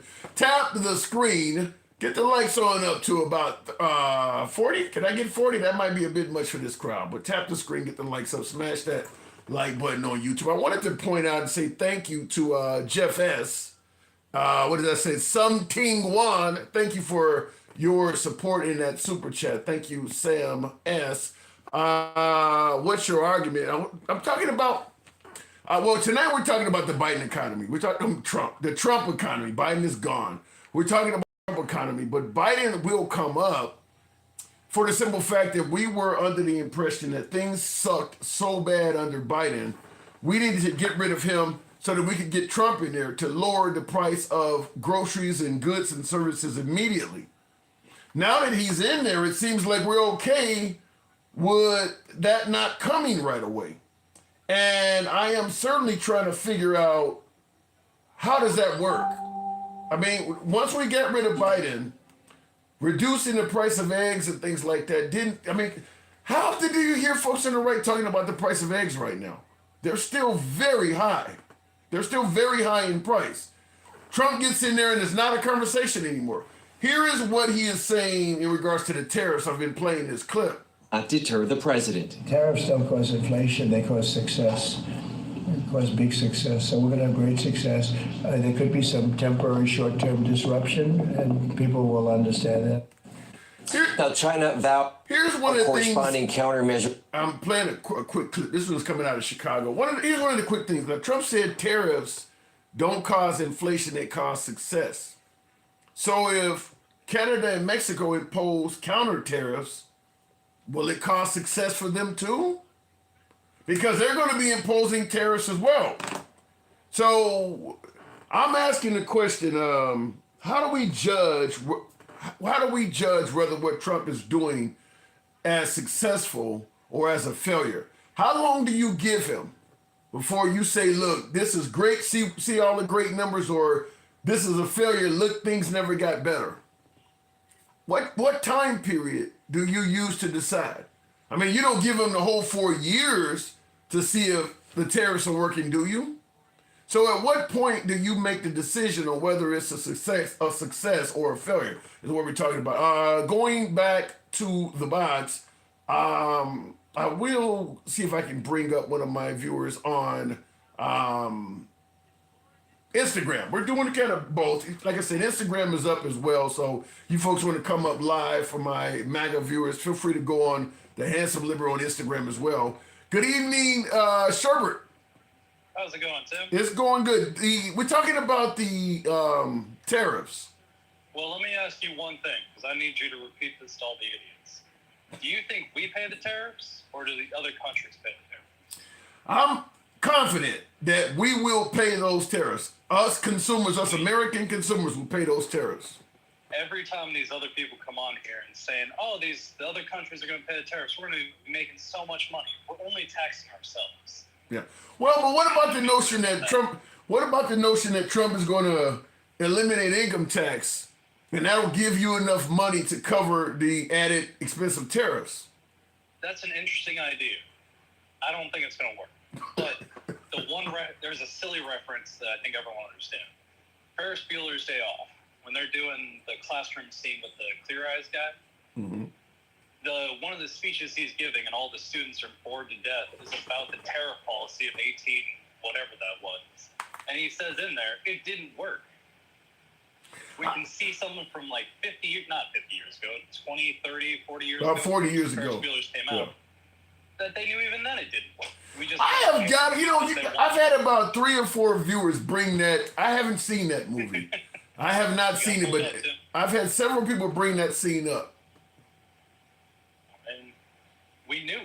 Everybody knows. It's these people that don't want to listen to how the system works, that just want to go with Trump. So what is it? We're just counterback. so what is it? Counter to. So what are we doing? So what are we doing? Just blindly following Trump, thinking that he's a successful businessman, so we'll just trust that whatever he does works? 100%. And because he made that $50 billion with the Trump coin, people are going to say, well, he's successful, even though he's stealing from all the people that support him. But short-term gains are more respectable to these people than actually how the system works and how it's going to be better or worse for them. Well, That it's all about cult of personality. is there any chance at all this could be successful, though? I would give it 5%, maybe. Wow, 95% chance of failure is what you're saying. Not saying 100. Pretty damn close, though. So, I got a good comeback that I've been trying to get a hold of you for a little bit on TDS. yeah, okay. There's this other guy, Joel Talks Politics. He came up with this. It's Trump sexual. So all the people that just want to gargle on Trump's, you know what, Trump sexuals. instead of listening, if they're going to be the people that apologize for everything like DJ Julio, Trump sexual. They got a kink for Trump. It's not that he's the god. They just got a kink for him. They're Trump sexuals. And I'd love to see that getting put around a lot more. That's an interesting term, a Trump sexual. If you defend Trump on everything, as you said, I guess you're swallowing his load. You're a Trump sexual. Okay, I'm learning If about. we're going to say we're deranged, they got kinky. It's just for a fat orange dude. Oh wow. Okay, so in regards to my earlier question I asked, how long do we give before we determine whether he's successful or a failure? Probably 6 months. So That's about as much as the system can handle. that's kind of what my last caller said. Around the summertime, we can, if we haven't seen some real tangible financial successes around the But it won't summertime. matter. But it won't matter because all these apologists, all these Trump sexuals, they're just going to say it's okay. The system had to change.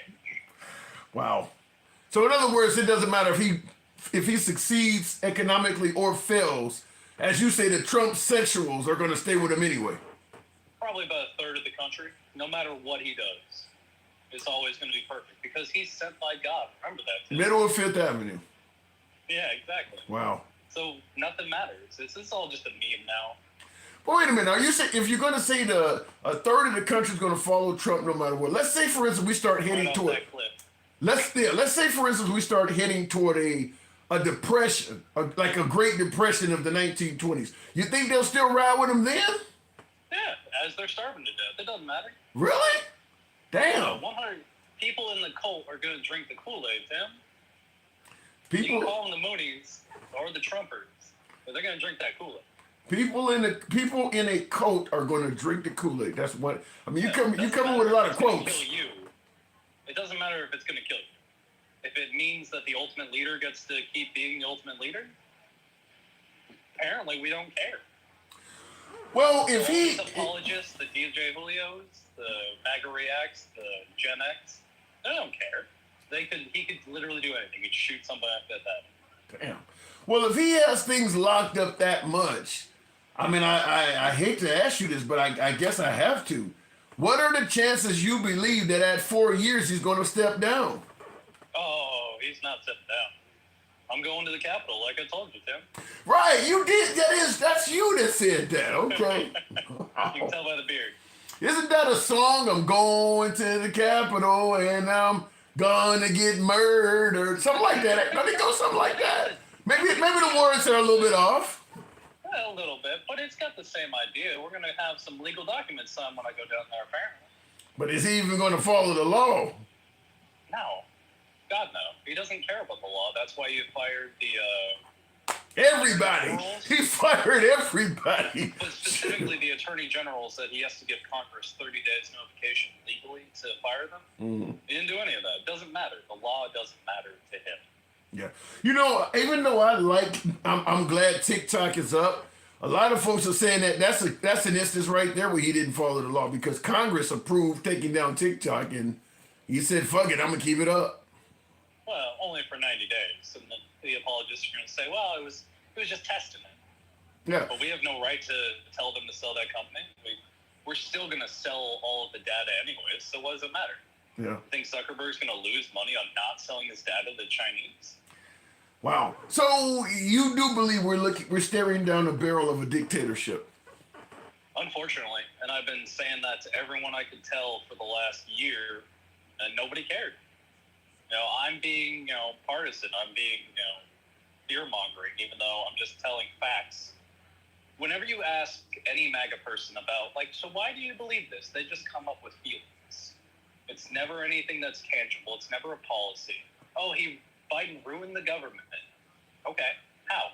Because he, let college students not have to pay their loans, like you said you would really love. It's never policy to them. It's always feelings. And their feelings are pretty stupid because they don't think critically. You're telling me really tired of it. You're telling me the fuck your feelings crew is acting on I mean, isn't that the Trump slogan? 100%.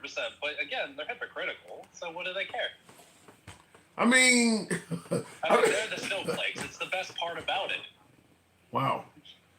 So if we're potentially dealing with a dictatorship, now under a dictatorship, things like what you and I are doing, openly speaking, sometimes being critical of President Trump, that's not allowed in a dictatorship. Will we be allowed, in your opinion, to continue having this type of dialogue? I imagine it's going to get taken away because Trump really doesn't like it when you make fun of him. What is Xi Jinping's made Winnie the Pooh images illegal because everyone was calling him Winnie the Pooh? Did he really do that? I'm pretty sure it was Xi Jinping, but one of those dictators said, hey, if you put a side-by-side photo with me and Winnie the Pooh, you're going to jail. And I can absolutely see Trump doing that when we say he's wearing diapers. So you could see the potential for, in the future, criticizing Trump being a crime? 100%. He's a small, petty person. Well, I want to ask you in the comments, just an impromptu poll, by way of yes or no, how many of you folks in the comments think what my viewer is saying is possibly true, that in the future, whether or not it actually comes into law, that President Trump might attempt to outlaw criticizing him? Does anybody? Wow, a lot of people are saying yes on yeah. Wow, make it illegal to criticize him. Now, I mean, that is certainly the. If it's illegal, and I go to the Capitol when he's going for his third term, I know I'm going to get locked up, and I'll be that political prisoner like he was saying all the January 6th prisoners were. But you ain't gonna get pardoned. I don't care. I'll be a martyr. I don't give a shit. Oh no, I don't have to pay rent for 6 years or whatever the fuck it is. You're assuming they're gonna let you live. I don't have to pay my taxes if I'm dead, Tim. What about the notion of, because I've had a few folks on my social media pages that also have some of the same concerns as you, talking about leaving the country, Ellen DeGeneres and Richard Gere style. Would you ever consider leaving America? If I had the opportunity. Japan seems pretty cool. They got a lot of the things that I would really like to have, and then as free as it possibly can be. At least I think so. They don't have room, though. Make room. Live on a boat. Who gives a shit? What are you, Crockett from Miami Vice? You gonna live on a boat?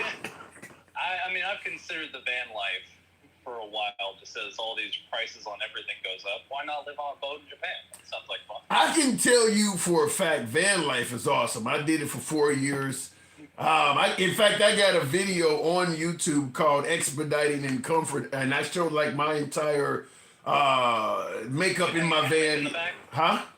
Did you hang a hammock in the back or something? I had a Murphy bed. I had with my bed because I used to ship freight. I did over the road freight in the van, but the bed would go up against the wall. I had a 40-inch TV in there. In fact, this might be the TV. I had a big TV. No, it was actually, this is not 40. It was bigger than this one, but microwave. I had everything in there. I mean, I had all the comforts of home, and I could How many power packs did you need for that? I know you need an inverter for the van life, but do you need extra batteries to keep all that stuff running? Yeah, I was using alkaline golf cart batteries at the time. Now you can use the lithium polymer battery or the lithium batteries, which are much better. But I was using 6-volt golf cart batteries, and then I had a 2,000 watt inverter to power the TV and the microwave. And what else did I have in there?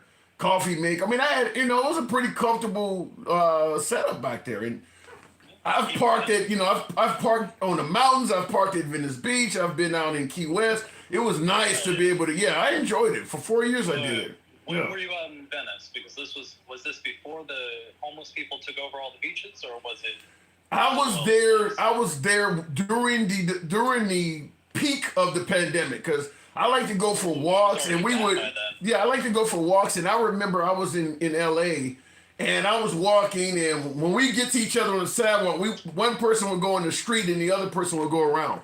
Because this was like maybe February of 2020. This was like when people were purchasing literally anything to make a mask. Because I went to a hair place and bought one of them do-rags and put some fucking paper towels in it. Because you couldn't find elastic, you couldn't find anything.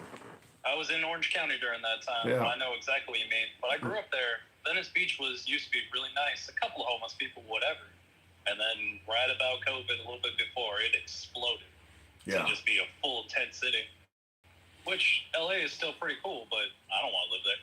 No, you don't. Yeah, you don't want to live near the homeless type. But I mean, like I said, in van life, you do see. Most of the time, we're in truck stops, but a lot of folks sleep in cars and things like that. You don't see tents and homelessness like that, but you do encounter people living in their cars a lot at truck stops.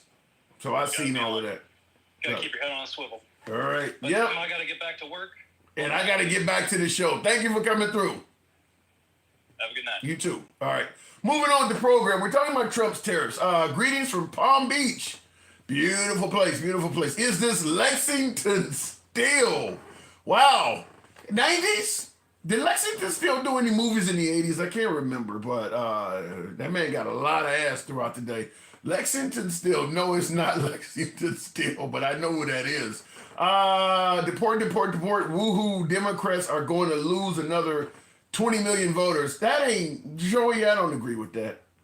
I do believe there are some Democrats that believe being kind to the immigrants are going to turn into votes, but Trump just won the Hispanic male vote.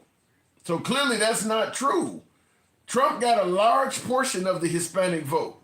So, and a lot of the folks that voted for Trump came here the same way that Trump is preventing others from coming here. They literally came here that way and then are voting for Trump to shut the door so that other people can't do the same thing. So the idea that they turn into votes is not totally true if you look at what just happened.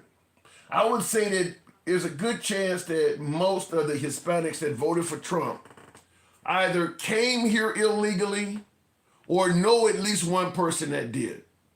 And they still voted for him anyway. So when you say that we're going to lose voters, no, you actually may be losing some voters your damn self doing that. Continuing on with the program, though. Chris Bierman said, I would like to try that. Let me see in the comments here. Hispanics are going to learn they were wrong. I really believe that's true. I really believe that's true because, like, for instance, birthright citizenship. I don't think he didn't really campaign on that. I know toward the end he mentioned it, but that wasn't one of the strong things he campaigned on. And I don't think most of the Hispanic community, even the ones that are here legally, believe that birthright citizenship should go away. So, regardless, in my opinion, anybody that's mad at President Trump for how he's treating the Hispanic community, that's your fault. He made it clear he was going to be horrible to the Hispanic community. If you were undocumented or you came here illegally, he made it clear that virtually anything was on the table. If you believed that his deportations were going to be humane and done properly and kindly, then you just were not listening to him. If you believed that the way he planned on doing things was not going to affect any Hispanics that were born in America or that are legally here, you were not listening to him. Period. You should have known it's going to be awful and there are going to be American citizens of Hispanic descent going to get caught up in it. I think that was predictable. The only way you would come up to that conclusion is you weren't listening to him. I mean, I know I'm not gonna. I know my beloved MAGA's not gonna like when I say this, but I'm gonna say because we're about free speech. You can criticize me all you want. You know I don't block, ban, or censor. But the way he was talking was nothing short of I don't like these people. I mean, it was pretty clear. It was in every rally. I mean, he's blaming you for essentially murdering people. Who wants somebody here that is taking American lives? I mean, he's essentially saying that all of you folks came here to murder people. You can't tell me that's about love. It would have to be the opposite, right? So, yeah, I don't understand why anybody would have any sort of criticism in regards to President Trump about how he's treating immigrants. He made that pretty clear. Blaming folks for eating cats and dogs, you would have to know that when he gets in office, it's going to be as bad as it possibly can be. Continuing on with the program, I'll try it one more time with Harry's before we move it on. Good evening, Harry. Welcome to the program. How you doing? I'm doing good. Why do you think so many folks are shocked about Trump's treatment towards immigrants?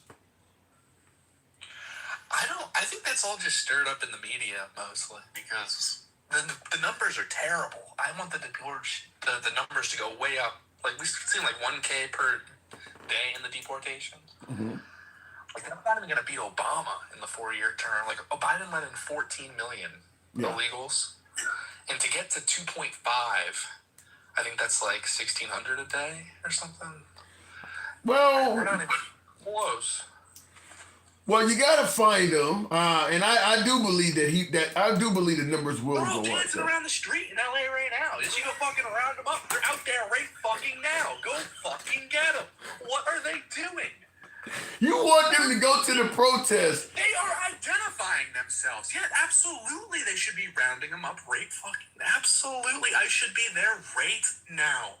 What? If we're serious about the deportation, they're all dancing around in the street. Go fucking get them. But wait a minute. I was told that we were only going after the criminals. No, I'd say they're all criminals, right? If you're here illegally, yeah, that's a crime. Yeah, so there you go. They're all. But I was told they were rapists and murderers, not just folks that overstayed their visa. No. What does mass mean? It's a mass deportation. That means everyone. Doesn't mean some. So grandma too. Yes, everybody, the whole family. You don't see this as kind of harsh or unsympathetic? They don't look at. They're booing us in the street. They're blocking our traffic. They're destroying our. Like they don't care about us. Do you think they would? I think it's absolutely the only moral thing to do is to protect our country and not throw it away because people are sad.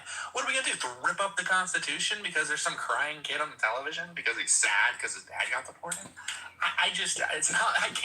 That's stupid. That's an emotional woman. But they weren't, wait a minute, they weren't destroying. You think under Biden, immigrants were destroying our country? Yes, absolutely. Look at these cities. They're terrible. I mean, it's a lot more than that, but it's definitely part of it. Destroying our country in what way? I mean, even the liberal Eric Adams, these mayors in New York City have identified this problem. Are we really? 82% of Americans agree with mass deportations. Like, this is not. They don't agree with grandma. They don't agree with grandma.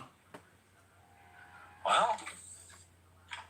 They don't agree with rolling back birthright citizenship either. That's good too, because that's being completely abused, right? Birthright, it's like the founding fathers did not have in mind that I can just like have a child here with someone and then boom, you're like linked to them as a citizen. Well, the founding fathers, with all due respect to the founding fathers, were full of shit. You're going to say a person can't come to this country that is not a legal resident and just simply have a child, and that child, it's wrong if you're not a citizen of America to come here, have a baby, and expect that baby to become a citizen. That's wrong, but you can go overseas and just yank a black man's freedom away, bring him back, and he's a citizen? How the hell does that work? Everyone in the world practiced slavery. That ain't what we talking about. That ain't what we talking Well, about. the founding fathers' view on that, Abraham Lincoln wanted to send them back to Liberia, or they were starting campaigns in South America. Yeah, but my point, I don't want to shot get. him in the head. So I don't know. Yeah. Honestly, they probably should have sent him back to Liberia. If you're asking me. Yeah, but that's my point. You're gonna say that it's wrong for a poor person who is pregnant to come here and have a baby and expect citizenship, but a rich guy who wants to have the work on his farm done for free can go to another country, snatch that person, and he gets a citizen. You don't see how that's unfair? First off, they weren't citizens. Slaves weren't citizens. Yeah, well, they ended up They didn't becoming. vote. They didn't have rights. They're not citizens. They're property. Well, they were 3/5 of a human being, which is another way they changed the law to benefit themselves. But yeah, they did do that. Well, that was after the fact. But yeah. To me, it sounds like we're changing the Constitution. Well, if you want to talk about, first off, white people were. If you want to blame white people for. I ain't blaming. I think this ain't about white people. This was about rich people. We're actually enforcing a law when somebody poor wants to violate it, but when somebody wealthy, we're making all these provisions for them to get through. Legal. What are you talking about? Slavery was legal. Yeah, citizenship though. They were made citizens. Yeah, I mean, Yeah. They that's weren't born what's here. done. They were not born here. They were naturalized as citizens because they were slaves. We decided not to send you back or send black people back to Liberia, and we naturalized you guys. I mean, I don't see an issue with that. That's just. Do you see that as an abuse? Or do you see that as an abuse of the citizenship laws? No, it's not abuse. That's moral. We freed black people from slavery. We were the most moral people in the world. We ended slavery first. I don't What are you think talking you about? did. That's the most moral thing in the world. You didn't end it. You lost a war trying to keep it going.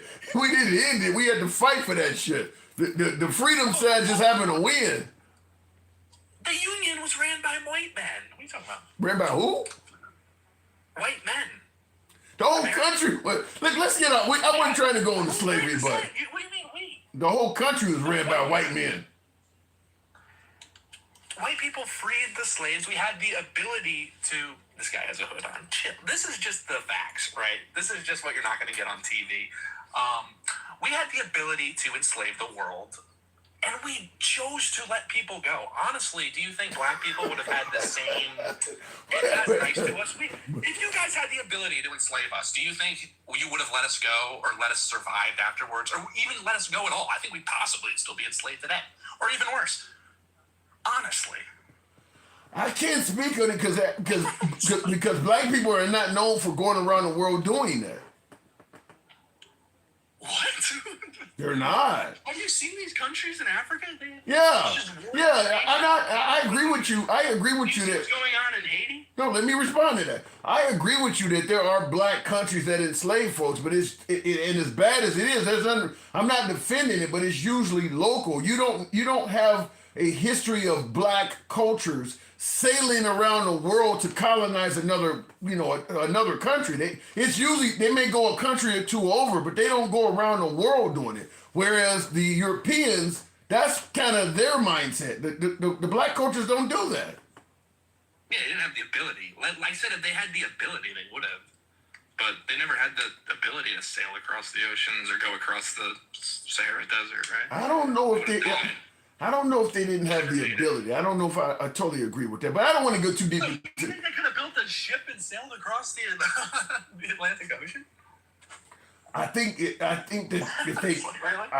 had the ability. They just didn't do it. The tallest structure in Africa today is like built by ants. It's like 2 stories tall. Besides in Sub-Saharan.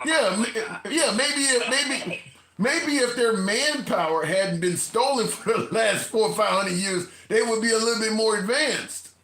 I think it looks the same it did 2 billion years ago, honestly. I mean, like... You obviously ain't never been to Africa. We build wells, we build these metal buildings, these schools, and they go there and they just rip them apart and they scrap the metal and they sell them. And they're cooking their food in oil that I've seen from generators. They're taking the oil out of generators and cooking their food in it. I think what you're doing is you're taking the worst of Africa and assuming the whole continent is like that. Nigeria and Ghana, there's a lot of developed high rises and all of that shit in those cities.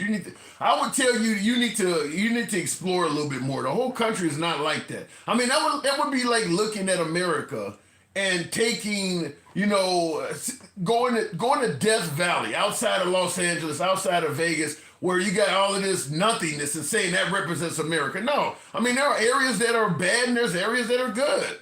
That's a good point, but there's also, like, I could have gone to a more extreme. What's that group? There's a group of Africans. Have you seen the ones that, like, mimic the planes, or they, like, build the... Damn. Could someone in the comments help me out with that? They're not gonna know. Okay. So what do you think about the tariffs? You think these Trump tariffs are going to be as good as this man is claiming? Tariffs, I think they're good because it brings nationalism to the country. If you look at Canada, they're booing us. I think we do need to kind of identify that we are American, we are different, and we have to. So I think that's good for that. I'm sort of, tariffs are probably good. How would America benefit from nationalism, in your opinion? Well, yeah, I think I just hate to see that, like, people are blocking our traffic with Mexican flags and booing the national anthem when you're our ally. Like, and then Americans, like guys like Harry Sisson and Democrats, they like cheer him on. Like, we need to be American and like. So what do you say? If you fly the Mexican flag in America, you want it to be illegal or something? No. I just don't want them here, right? I don't think it should be illegal, but I just don't want them doing that. Like the same way that guy, when the plane crashed in Philadelphia, he yelled Allahu Akbar when the plane crashed in the freaking thing. We got an amazing video of it. I'd prefer if Muslims were not screaming Allahu Akbar when planes crashed and civilians died in America. But, I mean, that's just what they're doing, and there's no laws that I can pass. You would, okay, so you don't like it, but you would not, try to outlaw it. Yeah, I would just prefer that I just don't want them here, right? Like, I just think they'd be at home somewhere else. Now, you listening to our conversation, you would be the perfect person to ask. I haven't talked to you in a while. This on my screen, what the hell is that? That's a total Roman salute. Like, he fucking hit his chest and he like charged it up. He did it twice. I think the Republicans who are lying about it are totally like, you can identify who's lying now because he totally did do it. I did not expect you to answer that way. I really didn't. Wow. So, I mean, are you saying that this guy idolizes the Third Reich? I mean, I think it's interesting he was cosplaying as a alt-righter on X for a few weeks before the assassination. Why would you cosplay a member of the Third Reich? No, he was cosplaying the alt-right. Like, he changed his Twitter profile to a frog. He named his name Kepius Maximus, which is all like 4chan language, and all the 4chaners are alt-right. All the 4chaners love Adol, or you can say H-Man. Big H thing. So why would he cosplay some folks that are? He was mad because he was losing some of the favorability in that wing because they are kind of influential on the internet. Believe it or not. So he was losing the support of essentially what sounds like white supremacists, and you're saying this is like a theory. It's possible that he's just mentally deficient. Well, and just acts like that. But I do think there is an argument to be had with serious individuals that think that he just wanted to see if he could do it and get away with it. He's like, I'm the richest man in the world. And does this concern you? Does this concern you that one of Trump's top level members is doing this? Does it concern you at all? I mean, when it comes down to it, Elon is been very wishy-washy on the whole, I guess, Israel thing. And when it comes to foreign influence, I mean, at first he stood up and he said, screw the advertisers, I don't care, you take all my money, I don't care, I'm going to let anyone post what you want on my platform. And then it took $73 million from him, they made him take the trip to Auschwitz, they put the little hat on him, Ben Shapiro sat him down with a bunch of rabbis. And you're not answering the question, though. Does this concern you that one of our top level officials in this country is, as you say, parodying The Third Reich. No, way less than the fact that all of our top level officials are sold out to foreign nations and doing the bidding of Bibi Netanyahu and all these other, billionaires. Isn't he due to come over here and meet Trump? Bibi just landed today. Yeah. Is Trump sold out to him as well? The top donor was the Mavericks owner, Miriam Adelson. She's been the top donor to the Republican Party for the last decade, right? She gave him $500 million. So I do think that probably does come with some favorability, right? Or some agreements, right? She probably does want the West Bank, right? She does want the Gaza Strip. Damn. I assume for $500 million, it probably comes with the price of some of these things because she is an Israeli nationalist. Her husband got flown there when he passed away. They buried him there. I mean, so you voted for Trump, right?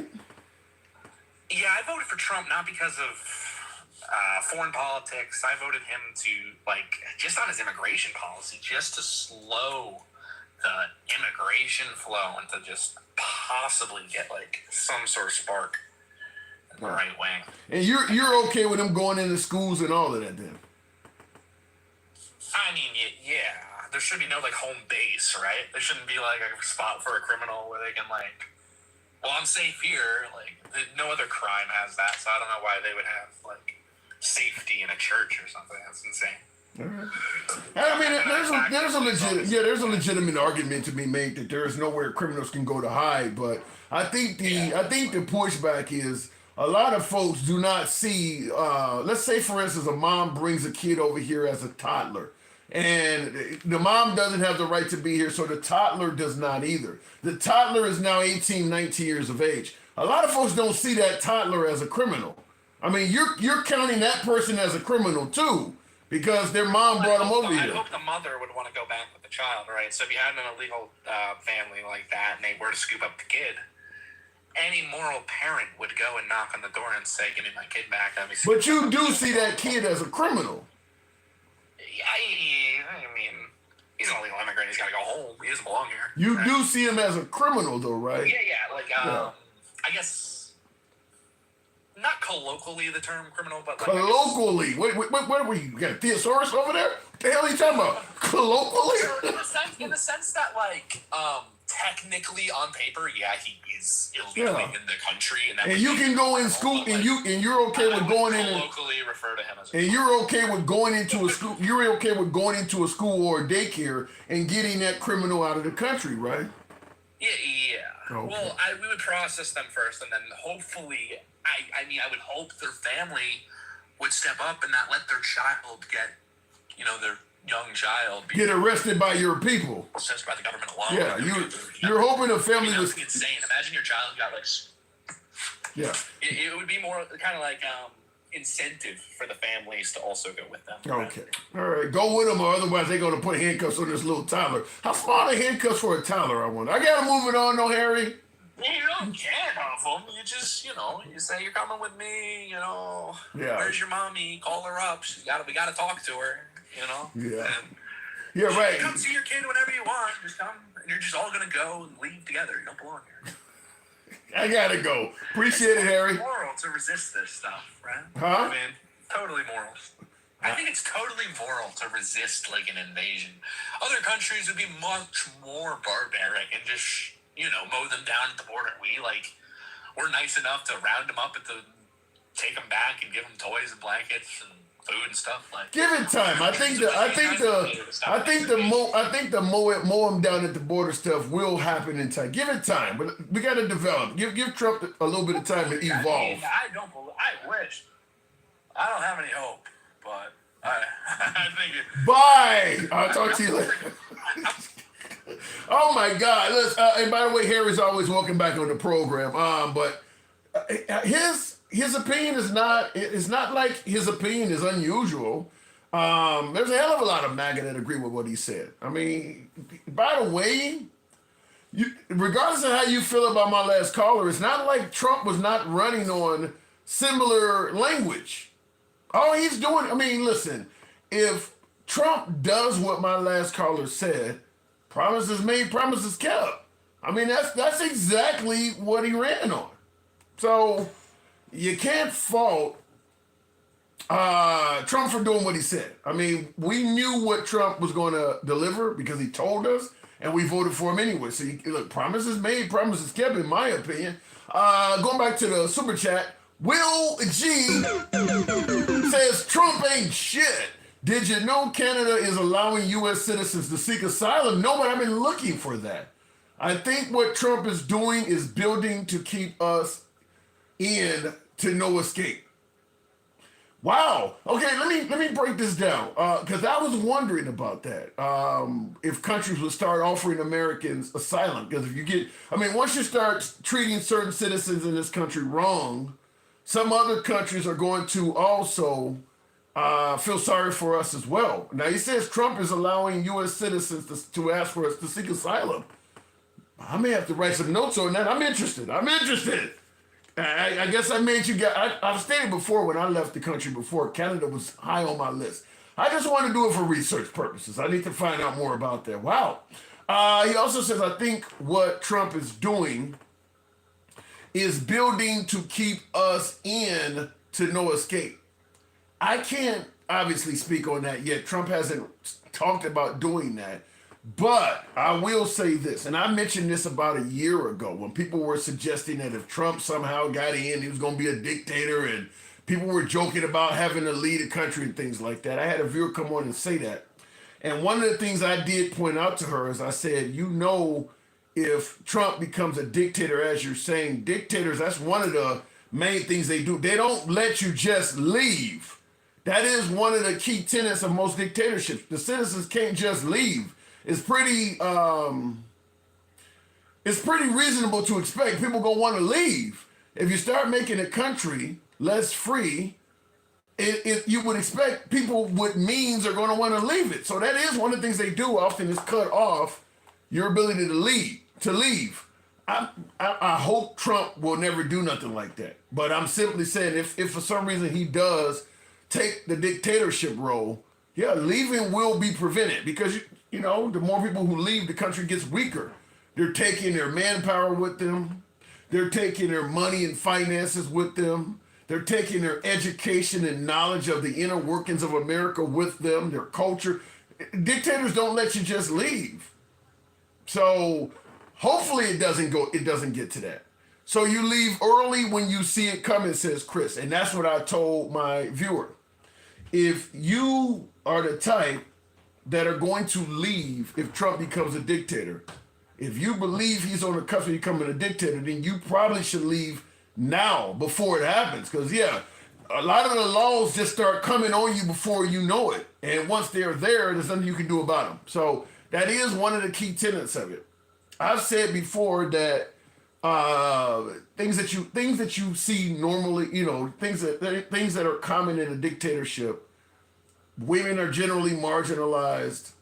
Minority populations, whatever that is, it might be based on religion, it may be based on skin color, whatever it is. The minority populations don't do well in dictatorships, especially if it's a far right community, and then they tend to be very religious.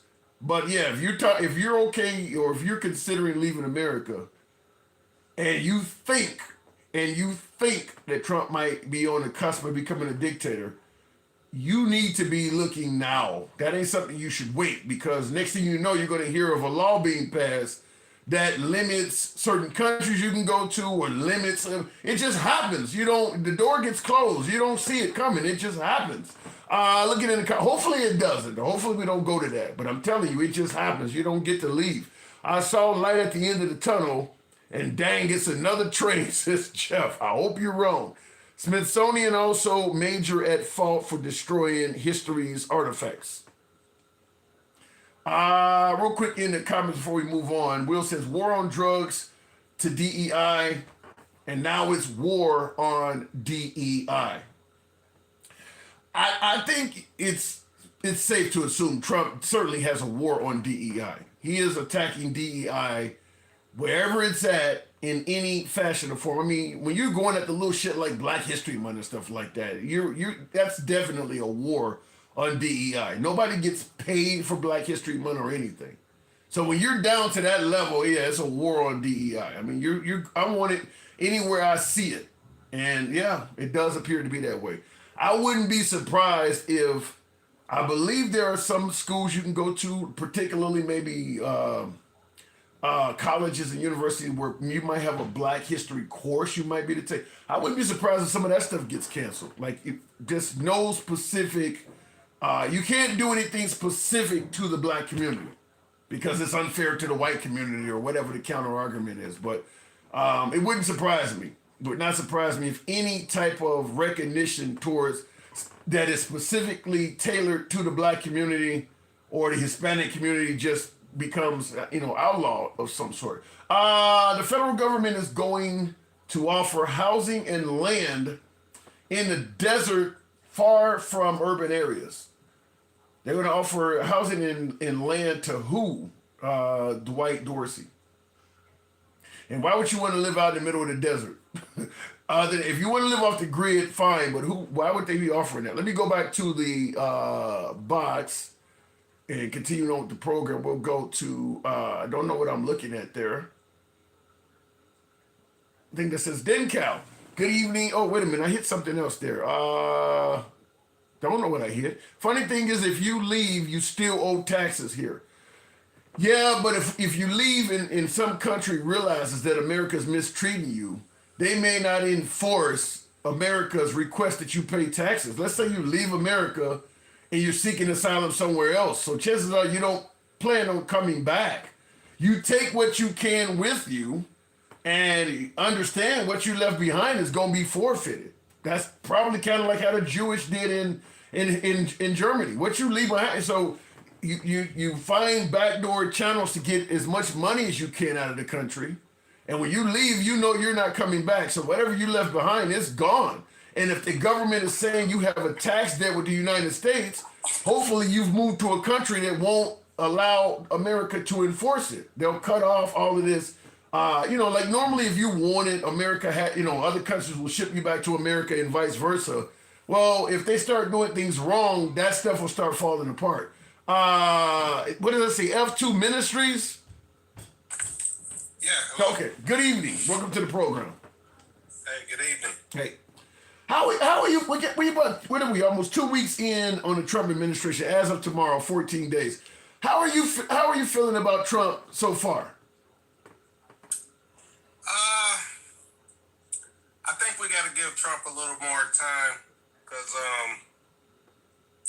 it's only been a couple weeks, or a week and a half or whatever. So that's fair, and I agree with you. But I guess the pushback is he did use the phrase "day one" over and over and over again. So if he's promised to do something on day one, is it wrong to come at him on day 14 and say you didn't do this? I think it's a little too soon to come after him after a couple weeks. Give him maybe a year. A year. 2 years, and then you'll really see what it's about. Ain't nobody gonna get you. What are you being sarcastic? Ain't nobody gonna get that man. You think we would have given Joe Biden a year? They gave him 8, didn't they? What country? They was gonna give him 8 if he would have wasn't senile. Yeah, but they weren't waiting. They were criticizing him the whole damn time. Yeah, well, I think Trump, he's trying to implement a lot of policies that's going to take more time for you to see basically the results from it. But I thought we were hurting and needed prices to come down right now. A year? Yeah, we do, but, when it comes to economics, you can't just do it overnight like that. That ain't what he was saying, though. That's not what he was saying. He was making it sound like you could do it right away. Well, you know how it is when you running, when you in a running, so. So you said he was lying to get elected? I mean, he's not lying. It's just going to take time. And then plus, he got to go through other checkpoints to get there. You see how the Senate and everybody is against him, on a lot of the stuff you're trying to do. So you got to give him more time. So, Ministries, what is your definition of a lie? When you purposely try to deceive somebody. I don't think he's purposely deceiving anybody. So if he says he can end the Ukraine-Russian war in 24 hours, he actually believed he could do it? I mean, he said it would have never happened if he was in office. No, but he And I said, believe no, that. wait. We're not talking about what, we can't go back in time. He said if you elect me, he'll end that war in 24 hours. Was he telling the truth? Well, I guess he lied about that. Then, Okay. If that's All right. if it's 24 hours. Yeah. In fact, But I'm pretty sure it'd be over soon. Just like the conflict in Israel, he ended that pretty soon. well, wait a minute. The conflict of Israel has not ended. They have a temporary ceasefire. That's not over yet. Well, Hamas is really beat down.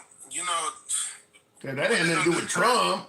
That had nothing to do with Trump, though. They were kicking ass. They were kicking ass under the Biden administration. Yeah, and they wasn't gonna stop. So at least Trump got him to kind of, step back a little bit. Well, at some point, there ain't nothing left to bomb. Right. Shit, I mean, what did Trump do? I mean, they ran out of targets. It ain't like Trump really did anything. There's not. I mean, you're just bombing rubble at this point. Yeah, well, they got tunnels and stuff. They didn't get all the tunnels yet. So you just gonna bomb underground, huh? I mean, ain't nothing. Yeah, just flood them and bomb them until they gone. You sound like you're describing genocide. Well, I wouldn't say it's genocide, because if it was genocide, they're doing a horrible job at eradicating the whole ethnicity, the whole population. And then plus Hamas was the ones who told them to stay. Israel gave them pamphlets and stuff. We gonna bomb. Y'all better leave. Evacuate. Hamas. Yeah, and they gave them pamphlets and told them y'all better leave. We gonna bomb. And then they bombed the place they evacuated to. I mean, they bombed a lot of places where people were actually stationed trying to avoid the other spot. They bombed a lot of shelters and evacuation points. Well, some of it was mistakes, but they told them, hey, What are you, Netanyahu's brother? What are you, Netanyahu's brother? Mistakes? Really? Yeah, one of those drones mistakenly, Mistakes. One of those shelters or whatever. Yeah. Supposedly so. And we only killed about 10. Can't prove otherwise. Oh, yeah, we only killed about 10,000 people by mistake. Okay. Really? All right, so you do think Trump's tariffs are a good thing? Yeah, I actually do. I think it's going to be good for the country. Explain. How so? Well, the tariffs. See, if you could charge, put taxes on the income. On the exports. On the imports. Excuse me. If you could put taxes on the imports, then that's going to offset the income tax. But what about the taxes on the imports that's coming? What about them taxing everything that we export out of this country? What's going to offset that? Well, the thing about it is, it's like Canada. They already said they was going to do like 100% tariffs on all Teslas and stuff like that.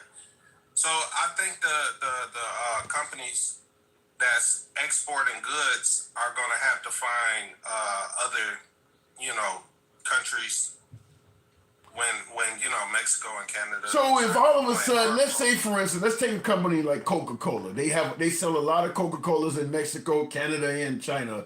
As you say, they got to find other countries. Now Coca-Cola, for the most part, they've already exported to just about every country on earth. So if all of a sudden they lose all of their customers in Mexico, Canada, and China, as you say, find other countries, can you not see all of the job loss in the company of Coca-Cola? There's a lot of folks that are, distributed to this country or have, there's a whole network of Coca-Cola employees that deal solely with Canada, deal solely with Mexico, deal solely with China. What do we do about all the Americans losing their jobs in the process? Well, I think that's the hard times he was talking about, but still, it's going to kind of balance out because how they're going to get, it's going to be a tit for tat tariff thing when China was like, okay, you're going to tariff me, so I'm going to tariff Coca-Cola. But at the same time, Coca-Cola is going to have to build infrastructure in the United States, and that's going to create jobs. We already drinking plenty of coke in this country. What more are they gonna do? Well, that's what I'm saying. Like Ford and GM, all the products that they outsourcing, that they're getting importing into the United States, they're going to have to build infrastructure in the United States, which is going to create jobs. But what I'm saying is that if Coca-Cola loses its Chinese customer base, you're not going to build infrastructure in the United States to replace all those lost jobs, because there's already plenty of Coca-Cola infrastructure in America now. You're not going to be able to build. I mean, you're just going to lay people off. There's no way to replace all of that. Well, not really to lay people off, because you're just going to pay a little extra tax to export. So it's They not lost like their job. Wait a minute. Okay, so they pay. Wait a minute. So Coca-Cola will just have to pay a little extra tax to import. Okay, so you don't. So what do you think Coca-Cola is going to do now that they got to pay 25% extra in taxes? It's probably going to be some job cuts. Yes. But at the same time, it's going to be a lot of industries that's starting up in the United States. Like, that those corporate people could start looking at other places to work. You do understand. As well as the warehouse workers and you stuff do like understand that stuff takes time. That doesn't happen overnight. Yeah, all of it's going to take time. That's what I'm saying. Give them a couple years, So people who lost their job, wait a couple years, you'll be all right. No, I'm pretty sure it's going to be, some type of unemployment or some type of program for them in the meantime. You're telling me the Republican Party, the pull yourself up by your bootstraps party, that is against welfare and food stamps, they're going to create programs that last all this time? That party is going to do that? Yeah, well, he opened up unemployment and stimulus checks his last term with the pandemic when all those people lost jobs. So I'm pretty sure he'll figure something out. So I'm going to ask you the question I've been asking everybody else. Certainly since you just said, I'm pretty sure he'll figure something out. Because Trump was a successful businessman, are we just blindly trusting him that this will go right? Even though there's not any solid evidence that it will. Are we just going to blindly trust him on this? No, but I think he's addressing a lot of the issues that's been on the forefront of America's mind for a long time, like the whole immigrant issues, the what he doing with this DEI. He kind of trying to attack feminism and all this stuff that's kind of got out of control, the LBGT, all this stuff that's kind of got too out of control. Me as a black person, I don't agree with the whole, like the caller before, talking about all that alt-right stuff. I don't quite agree with that, but it's a lot of stuff, hey, that's appeals to a lot of Americans. What he's. Let me ask you this: but you being African American, you agree with getting rid of honoring Black History Month?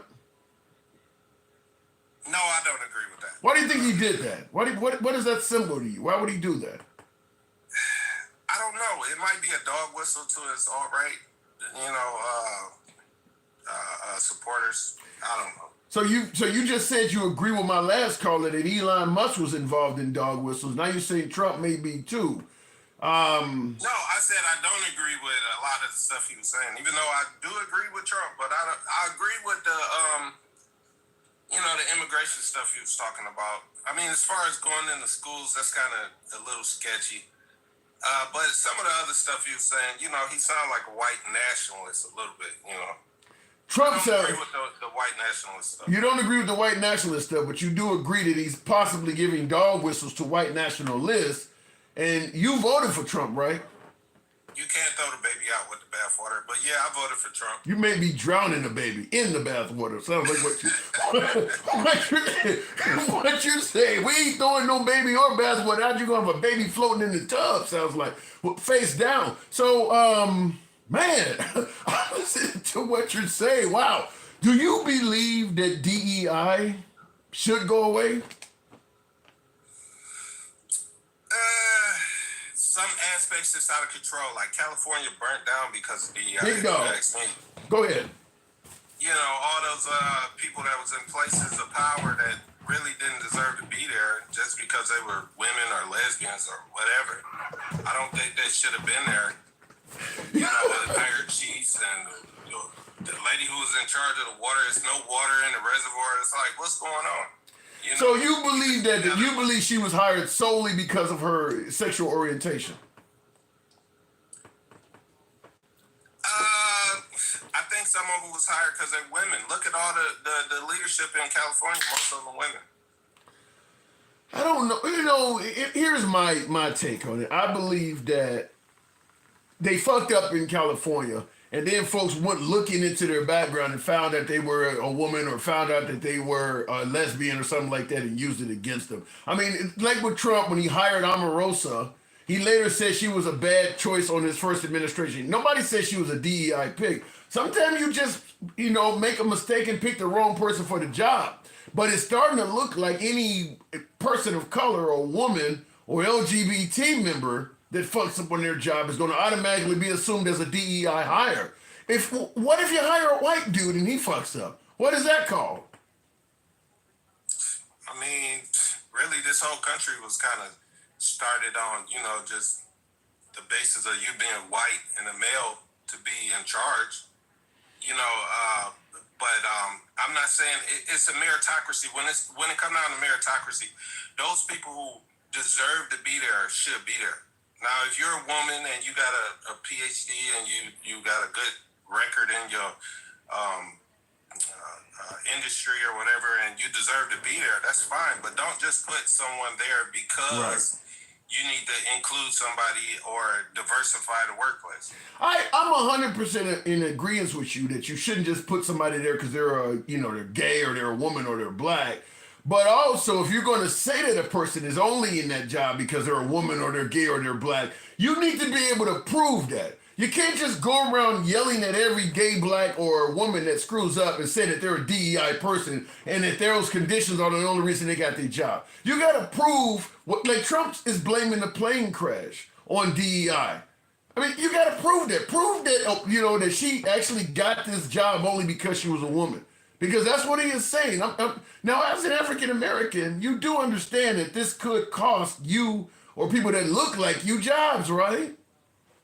Well, I'm saying, like, okay, if somebody is grossly incompetent, let's say I'm a black guy, I get a job just because I'm black. Right. And I'm incompetent. I can't do the job.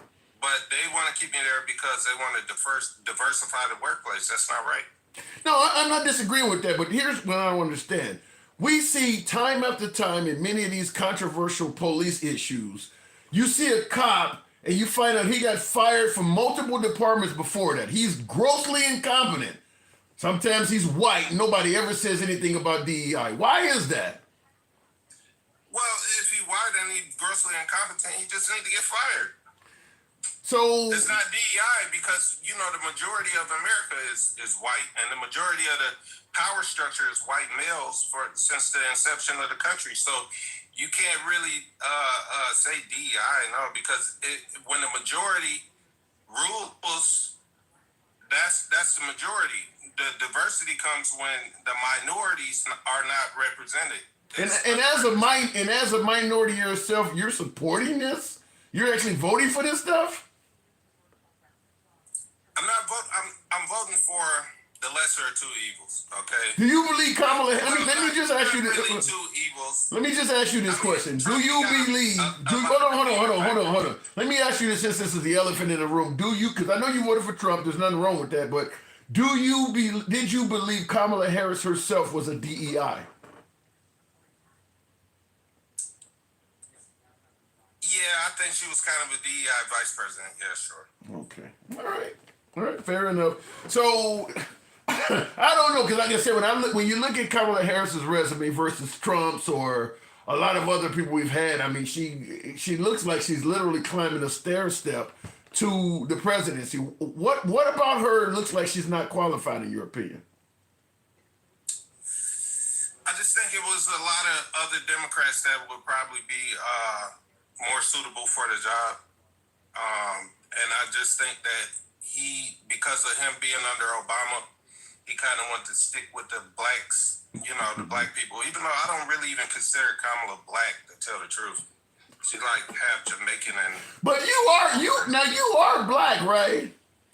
Yeah, I'm black. I'm American black. See, it's the difference between American black people and foreigners.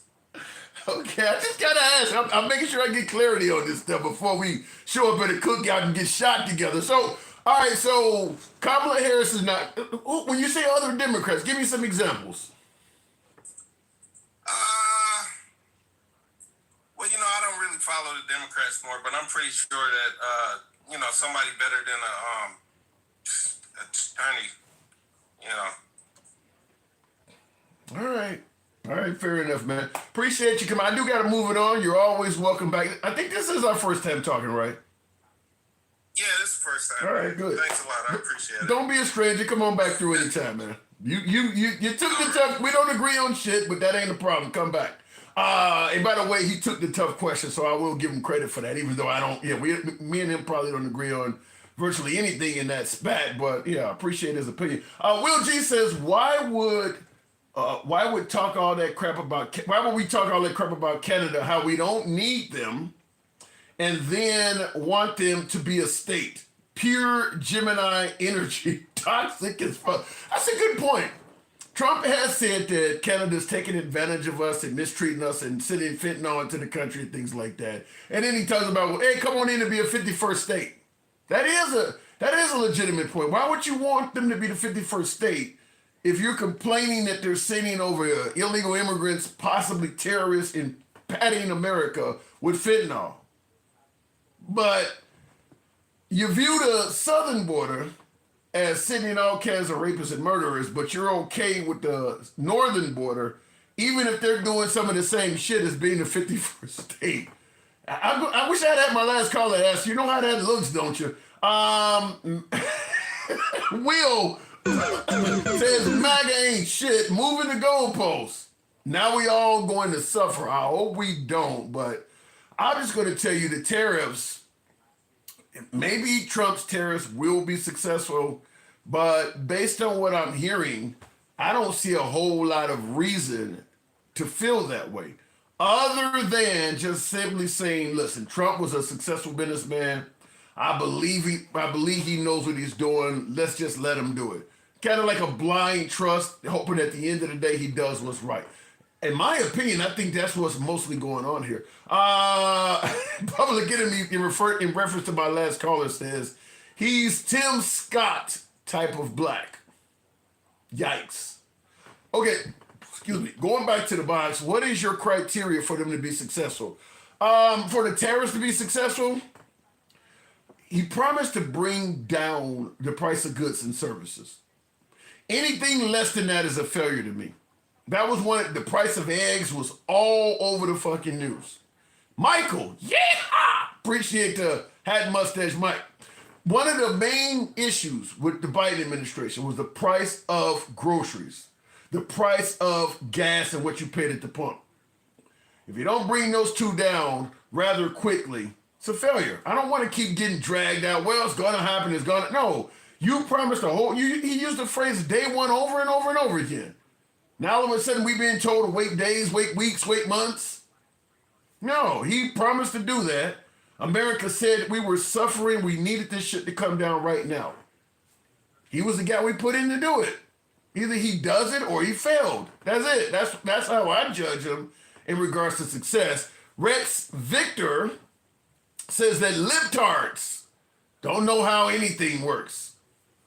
I'm talking to a lot of folks on the right there that seem to be the same way, though, but I agree with you. Some folks don't know how things work, but I do know, I think every libtard knows what the phrase day one means. They know the difference between day one and day two. If you say you're going to do something on day one, I think even a libtard can tell you on day two you failed or not. So you don't need a whole lot of brains for that. He said he's going to do shit on day one. Either you do it or you do not. And there are some things that fall under the do not category right now. Mike, good evening. Michael, Tim said he is the guy we put in there. So did you vote for him? I'm talking about, when I say we as Friday, I'm talking about America. We as America, we voted for Trump. That's how the rest of the world see it as well. We put Trump in there. Mike, good evening. Border racists and the Coonesians is out tonight, ain't they? What did you hear? Man, you didn't have what two Coonesians and two racists and a nigga pear tree in this bitch tonight, huh? You got What is wait a it? minute. What is a coon? Wait, I need to get this. This is a new word. Coonesian. What is that? It's a Coonesian. They're from the planet Conesus. They different. We don't claim them motherfuckers at all. We don't claim them. Coonesian. The one brother up here talking about RFK and stuff in our food to make us healthier. I went to his profile pic. That shit ain't gonna matter, dog. You look like you don't turn down shit. It's just funny, man. How people take this shit to fit a narrative is crazy. They're moving the goalposts. He was supposed to change things on day one, right? He didn't do that. Now they're saying give him time, right? Now, give him time now? Yes. That's what I'm hearing. During the campaign. Matter of fact, they were talking about on day one.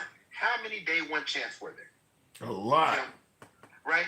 And matter of fact, think about this. They were talking about transgender and we don't want men in dresses. You know, but the funny thing is, if I can remember, the first men that we can really connect to that wore dresses, they were white and they had a matching hat. But so, you know, it's just crazy, man. It's just crazy. The rhetoric, listen, the election is over. We're 14 days into this. Right. And now we're making excuses. We got tariffs coming all over the place. The stock market is already showing that there's going to be an impact, right? So as soon as the markets open tomorrow, none of this was part of the plan. He never stood up on the stage during the campaign and said any of this stuff would be acceptable. Because that's not what he said. That's not what they bought. That's not what they said when they came up here on your panel. Twisted, Julio, Magnum, none of them were saying that. No. Now they're like, oh, we'll give him time. That tells you it was never about, we've been talking about it for months, Tim. It was never about eggs and gas and none of that. It's been about oligarchies, racism, misogyny. So you believe they actually wanted that kind of stuff? I believe Trump did it. And I believe a lot of his supporters knew that it would come to this kind of stuff. They didn't want to admit it because if you admit it, I need to just write a song. I say this shit every time I come up here. If you admit what it is, then you are either it or a sympathizer, or you're being willfully ignorant. There's no other things, and that's all that they are doing right now. I'm watching people in the comments. Hey, thank you. Tariffs aren't good. Now Canada said, "Here, take this 25% tariff. Take that with you. You want to give us 25? We'll hit you." Dude, wait, but let me ask you, because folks are saying this alleged income tax relief or whatever. Do you think the taxes, the tariffs that Canada and Mexico and China, do you think Americans will hurt from that? 100% they'll hurt from them. Yeah, I do too. I mean, I don't even think there's a doubt. And matter of fact, Trump said, "Well, you know, we'll feel it. There'll be a little pain, but we'll be okay with it," or whatever the hell he said. He never said that on his campaign trail, did he? No, he never talked about. Like I said, he made it sound like on day one we're going to be doing better. He didn't make it sound like there's going to be additional suffering. And MAGA made it also. I've been doing the program for 3-4 years now. They made it also sound like this guy's going to turn this ship around on day one. They didn't make it sound like we're going to keep floating in the wrong direction for a few months first. And now all of a sudden, it is amazing how people don't have any problem with the price of eggs staying high for a little bit longer. They made it sound like it absolutely needed to be addressed when Biden was in office. Trump comes along, well, we can deal with it for a little bit longer. So I've never seen so much hypocrisy on that. It's so bad. You know what's so funny? As these days go on, I've heard, just watching you and listening to you, I've heard less and less. Well, I got to push back from you on some of this stuff. It's almost like it's settling in for like they're not giving you any room to defend some of this shit anymore. Because what do? All these executive orders are doing what? What are they actually doing? You're firing people just because? It's just rampant. It's all over the damn place. And what are we getting in return for it? Well, people believe he's shaking up the government and draining the swamp. So the firings, While they look really bad, at least to me and probably to you, some of the other folks believe they deserve to be fired. Like MAGA believes the January 6th folks probably should never have been arrested. So you can do anything you want to do to the people who arrested them and tried to prosecute them because they think they're all the bad guys anyway. Which some of them are a large portion of the people Trump is firing in the FBI. Isn't that crazy? I mean, it's all a hypocrisy. It's all a cluster. I mean, it's all part of their plan. Yeah. Well, for Trump to say that Biden weaponized the DOJ and weaponized the government, to me, he's kind of doing the definition of that right now. 100%. Everywhere you look. I'm firing you because you're a Democrat. I'm firing you because it's quote unquote DEI. And for this, can we get back to this Tunisian real quick? The last one. Go ahead. To say that he doesn't even understand the definition of DEI, but to say Kamala Harris is a DEI hire, it just tells you how many people have an opinion with no facts. They have a position with no substance, and then they want to get on these forums and say it as if there's actual factual content to it, and there's none. And then there's people in the comments that because it fits their narrative, they go preach. You see what I'm talking about? And I'm like, this is crazy as hell. Mm-hmm. It's crazy. It's not going to get better anytime soon, Tim. Mm-hmm. It's not going to get better anytime soon. We got 4 years. It's not going to get better anytime soon. And let me tell you this: when you talk about all of the tariffs and what the response is going to be to that, this is going to be a crazy week. You don't recover when you're 401k and your stock did hit. You don't just recover. No. If you lose 50 grand in your 401k and it goes back up 50 grand, you didn't get your 50 grand back. Right. You didn't get the interest back on your 401k. Yeah. You didn't get it back. You definitely are not where you would have been if the money had not been taken from you. Exactly. And here's the thing. This isn't going to be short. It makes no sense. It's not like Canada and Mexico are sitting back going, okay, and they say it's a negotiating tool. Well, the tariffs are in place now. It's not a negotiating tool anymore. It's not a negotiating tool. They're live and well now. Now what do you do? So at the end, I guess we're going to be, unfortunately, probably forced to hope that a new administration comes in and undoes some of that stuff. Yeah, but the damage will be done, and it will take years to recover. And then you turn around and give Elon Musk access. That's real bad. Oh my God. Yeah, I don't. About it though. I guess here's what I'm concerned with. I guess I would have to ask. Okay, some of the things Trump is doing, as he stated, was going to be shock and awe. So he's certainly living up to that. Do you think the American public will just continue allowing it, or can you see some revolts possibly happening? This is what I expect. I suspect that there will be a subset. One of your other people, whoever was in the box earlier said it, and it was well said. I think it was Sherbert. I like Sherbert. Yeah, he said he himself would go to the Capitol building. Yeah, he did, but he also said that there will be a subset of Trump supporters that will have buyer's remorse, and there will be some that won't change no matter what. But there will be a subset that have buyer's remorse. You're starting to see it already. What about the Democrats, though? What about the Democrats? Would there be an uprising from Democrats? As far as what? To go the other way? I mean, to maybe stop him from doing some of this stuff, maybe to defend immigrants or, get... Well, here's what I will tell you based on what I know. Some firsthand stuff, and I'll just keep it short on this subject. I know that there's a lot of court cases being filed across the board on all of this stuff. So we'll see how far they go. Some of this stuff is blatantly illegal that they're doing, like giving Elon Musk access to the government payment systems. That's illegal. Why do you think he's doing that? I told you before. That's access to the money, Tim. What is this? What is this? A heist? Fleecing of America. I just told you that last week. Fleecing of America. You don't invest $455 million into a campaign, and people think Elon's so smart. You think He's not expecting a significant return on that money. So you're saying that this is a heist being masked as a political campaign? 100%. You put all of those billionaire oligarchs in the front row ahead of all of the quote unquote people that are supposed to be in the government. That's what you do. That's what happened. You said it earlier. So while we're criticizing Trump, guess what in the comments, that's his name, by the way, guess what says, how about we grow up and work on getting a Democrat that is worthy instead of being butthurt about the Republicans? What you have to do right now, I'm not even disagreeing with, I don't know about the butthurt part, but I don't disagree with him. But right now, we have to focus on what's happening in front of us. They're trying to fleece the shit out of us right now, right? They're trying to fleece us to the point where you can't even, the majority, because you asked the question. I really believe there's going to be a subset of his supporters that are like, holy shit. Like, because how many were dismissing what we were saying, Tim? How many came on here and said, nah, he's just talking? I mean, you know how it happens. I had a few. Well, you had more than a few, Tim. You've had him up here all the time talking about, you know, him. He just talks. He just says stuff. He's not really gonna do that.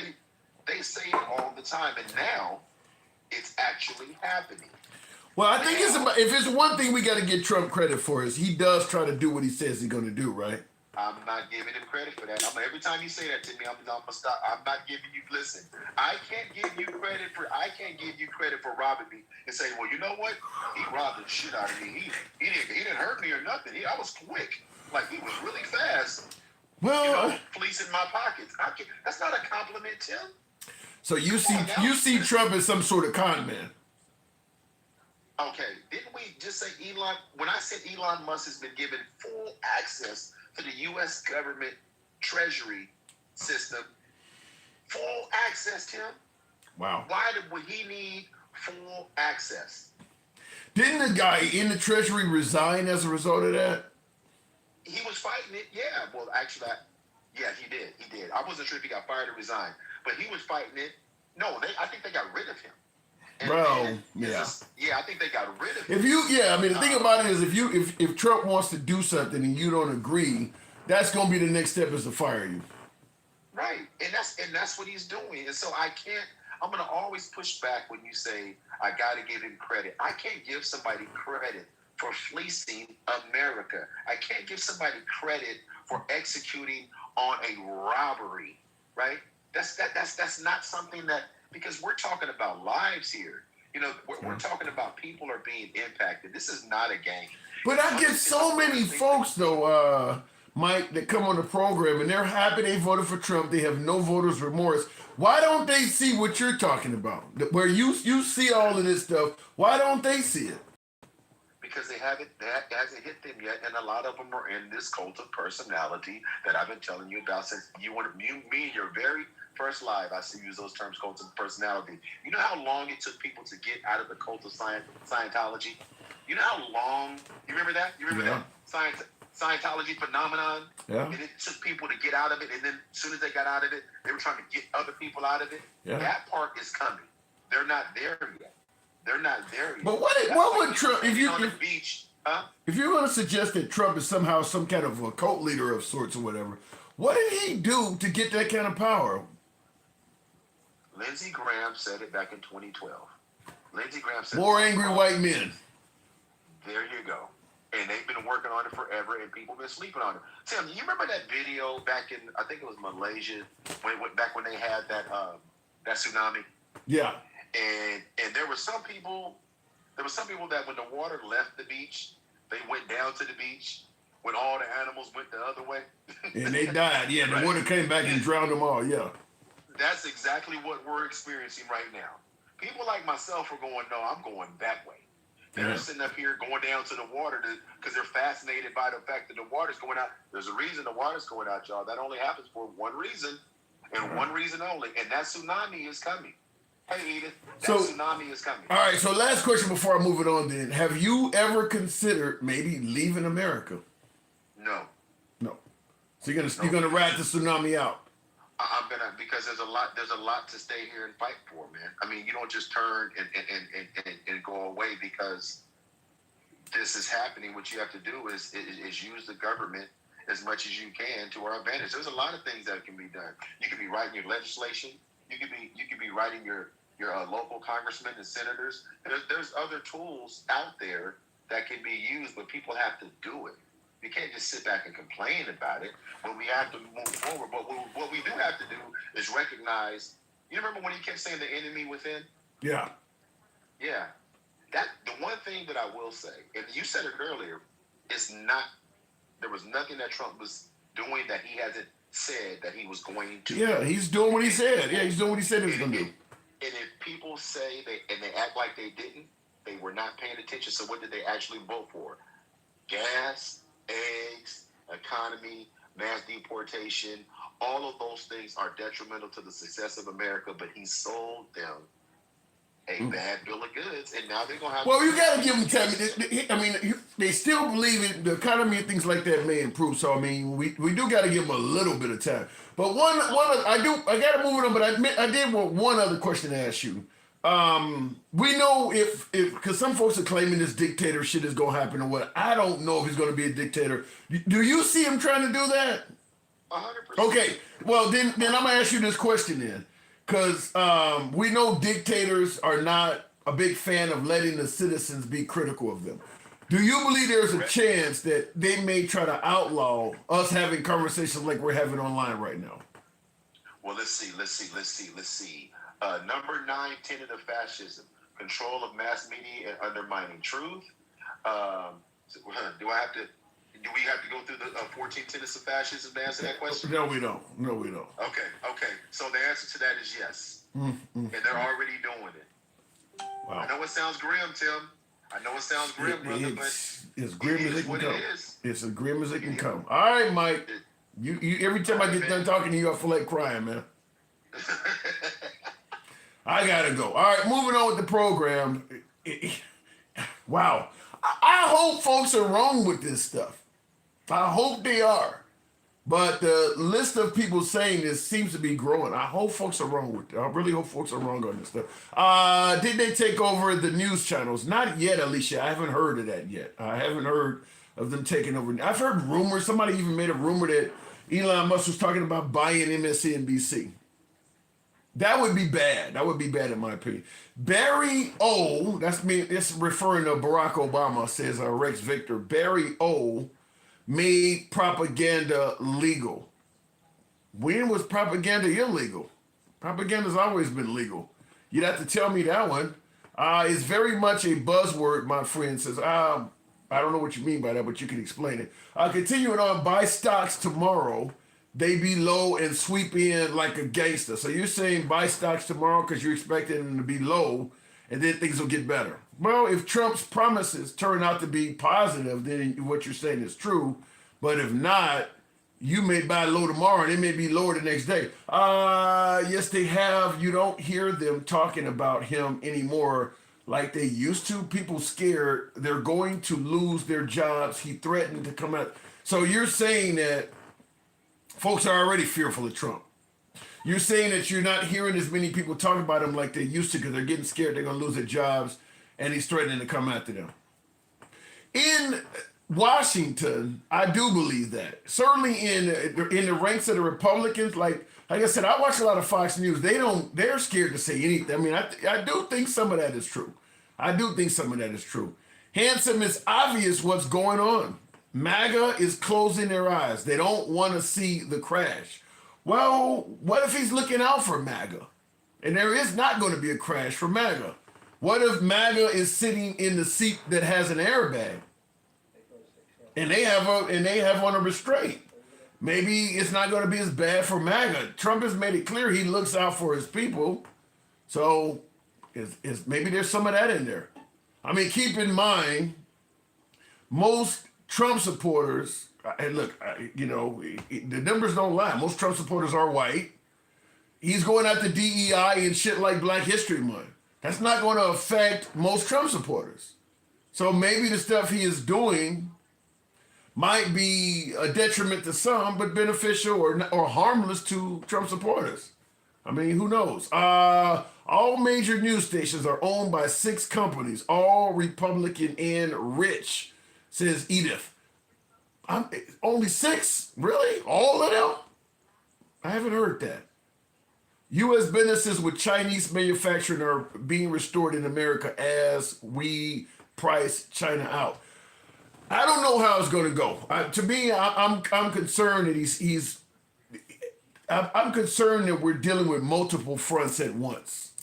You're going after Mexico, Canada, China, Panama, Denmark, and Greenland, all at once. Just seems a bit much.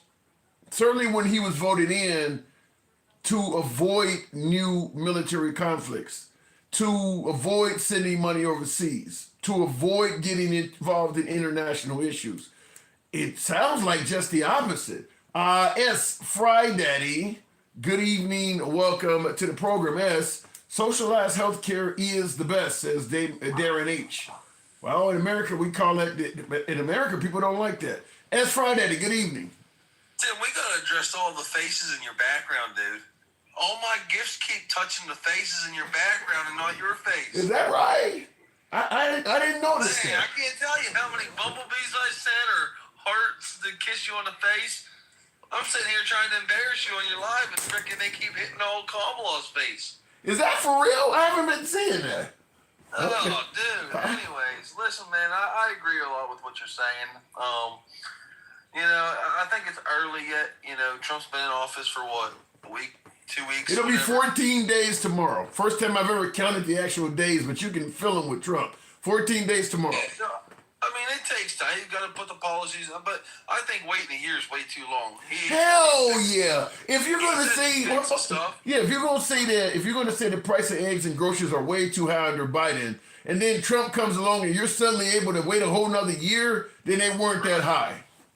Right. Yeah. No, I agree with you on that aspect of it. Yeah. I mean, the egg prices I don't see coming back down anytime soon because all the chickens that had to be put Right. down because of that, virus. And it's just something that's you can't avoid that. And Yeah, but that goes to prove that it was wrong to blame Biden for the price of eggs to begin with. Right. Yeah. I guess my question to you is, let's start with the DEI stuff. Yes. What to you makes a DEI hire? What would you say is a DEI hire? I want to hear from you what your opinion would be. I have 2 definitions because I've started to hear this a lot from the Trump administration, but it did obviously exist before President Trump.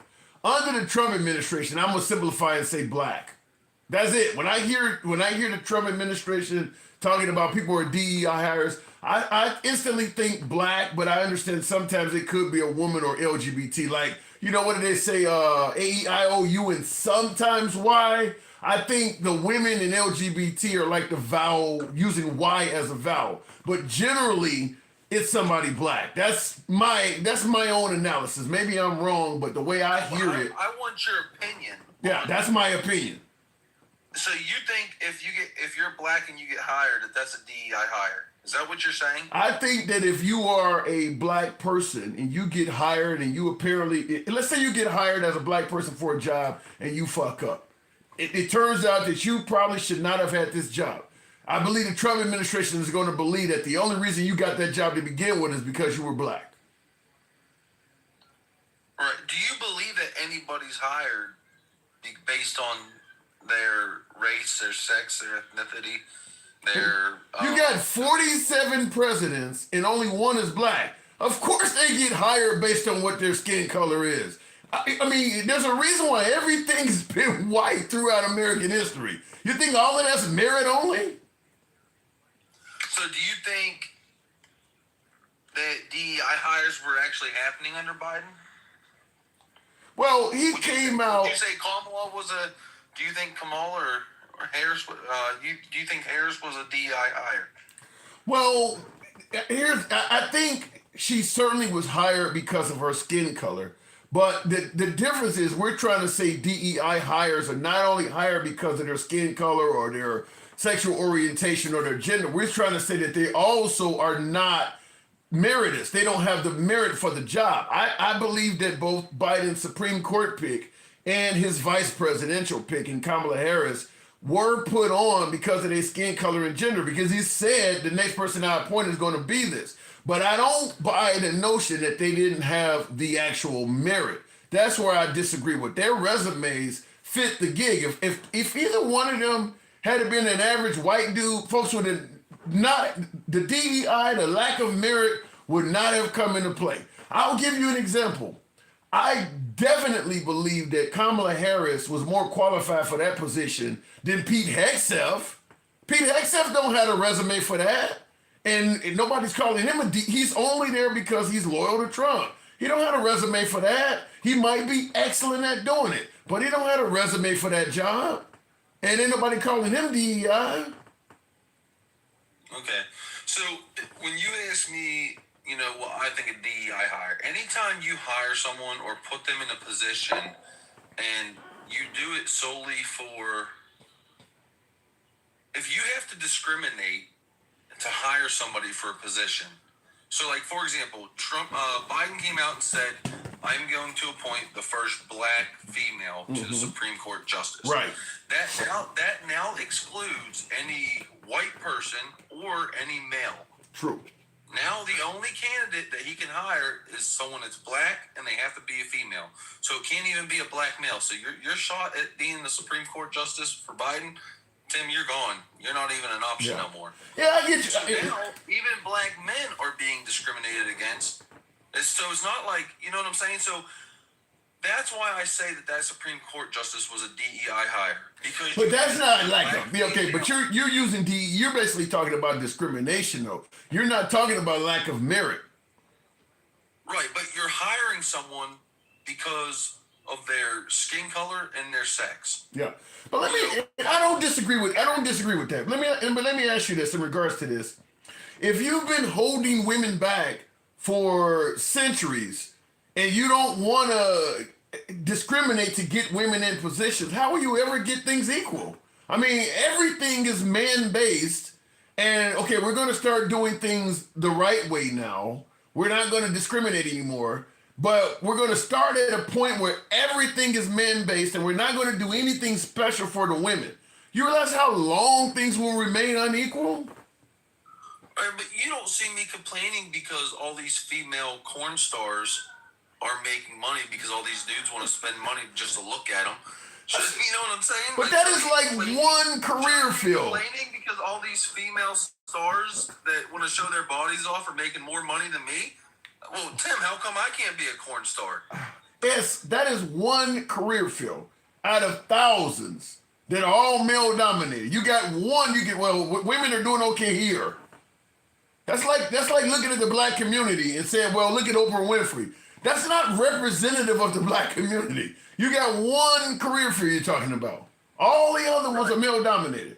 Even in the cornfield you're talking about, the cameraman, the producer, all of them are men too. I guess that's just where I have an issue with the DEI stuff. And I just don't think that you should ever be looking for someone to fill a position and have it be a requirement for, the person to be a certain age, sex, race, whatever, and I just think that that's where, and I don't like that, like even a plane crash. I hated that Trump came out and said this is a result of a DEI hire. You have no idea what even caused that crash. You have no information, and you're all. But that's what I just told you. But this may be because of a DEI hire. But that's what I just told you. I told you that if you are a woman, if you are a person of color, or if you are an LGBT member, and you screw up at your job, he's going to say you were DEI hire. That's what I'm talking about. Is that he found out it was a woman pilot involved in the crash, and suddenly it became that the only reason she's here is a woman. Was it a female pilot? I don't know. It was one of them were female. I think she was one of the pilots. Okay, I know the helicopter pilot was a dude. Yeah, but I'm just simply saying, if that crash had happened due to a white man, and we found out that he was new and he was training, or he didn't have all the qualifications, Trump wouldn't have said a damn thing about it. He wouldn't have said nothing about the lack of qualifications that guy had. When I heard Trump speak about it and speak about DEI, I didn't hear him refer to a specific person about it. Why did it even come up? Why would it come up when they're still digging bodies out the river? Why are you talking about DEI? No, I agree with you, Tim. I agree with you. I just said I don't support that. I don't like that. It's a bad look. It's not the time and place for that. You got these families mourning over losses, and here you are as the president of the United States coming out and just starting to talk about DEI hires being the reason for this incident. Like, there's no time and place for that. But what about what I asked you earlier, which is, if you've done something one way that was advantageous to white males for so long, and you say, okay, well, as of today, we're going to stop doing that. We're going to treat everybody equal. In a society where everybody that leads is white males, you're not going to pass any laws at all to handicap things so that some of these other folks can catch up. You do realize how long things will stay unequal, right? So, like, change the laws. Like, for example, when people apply for jobs, take what color their skin is off a resume. But you're not answering. We did all of that. What I'm saying is this. Okay, let's say at the end of the Civil Rights Act in the late 1960s or 1970s, we're going to stop discriminating against black males. We're going to stop discriminating against women and black people and all. Anybody who qualifies can get the job. But you look around and everybody in all of the positions of power are white. You're not going to do anything at all to actually help the black folks gain a little foothold. You're just going to treat everybody like they're equal from now on when everybody is what? You don't see how that can lead to... You're saying in power, but Tim, you got to realize 90% of our country is white. Like... That's not true. That's not true. It's not even close to 90%. It's about 60. Would you say our country about is 60. white? About 60 something. Oh, really? Alexa, what percentage of America is white? According to the 2020 U.S. Census, the white population in the United States was 253 million people. Alexa, how many Americans are in the United States? In 2016, the American population in the United States was 22 million people. Okay, so that's nowhere near 90%. So, but you know, to me, what it sounds like, let's play a game. You know, we're going to play a game of Monopoly. 72.5% of Americans identify as white alone. Okay, you know what it sounds like to me? We're going to play a game of Monopoly, and we'll have, you know, you got the thimble, you got the card, like on the game. One is a white person, one's a black, one's a woman, all that. Okay, we're gonna spin the dice, and only the white dude gets to go around about 20 times. He gets to buy all the properties and shit like that. And then on the 21st time, that's the Civil Rights Act, now everybody can spin. You realize how long it'll take before that game becomes fair? Because you gave that one dude all of those. This is what happened. And you're saying no DEI, no affirmative action, let's not do anything for these other people. They're just landing on the white guy's property, paying all their money, going bankrupt. They're borrowing from the banks and everything. Dude just collected all the cash. You really think that's fair? I see where you're coming from, but I just think the best person should be hired. And I don't think that age, sex, racial, I don't think none of that should ever come up. I get where you're coming from, but I just think that it should be solely based on how well you are. Yeah, I get it. It's just crazy. We're going to do everything we can so that you have all the advantages for 200 years or so, and then we're going to stop and do nothing for these other people. Well, you know, that's the way it is now. I don't think they should get any special advantages. It should be based on merit, knowing damn well it ain't never been based on merit before. But now when it's their chance to get a leg up, no, that's unfair. Let's do it on merit now. And let's put it in this way. You own an electric company, okay, and you're looking to hire 5 guys. And 10 guys come in, 2 are black, 2 are white females, you got 2 black men, 2 black females, and the rest are all white men. Mm-hmm. And you're sitting here, you're speaking to all of them, and every white man that you spoke to out of all those applicants, to you seemed to be the most qualified. Okay. Would you go out of your way to hire one of the black men or the black females just because well, you know what? I want to give them the upper hand because they've been held back for so long. Do you see what I'm saying?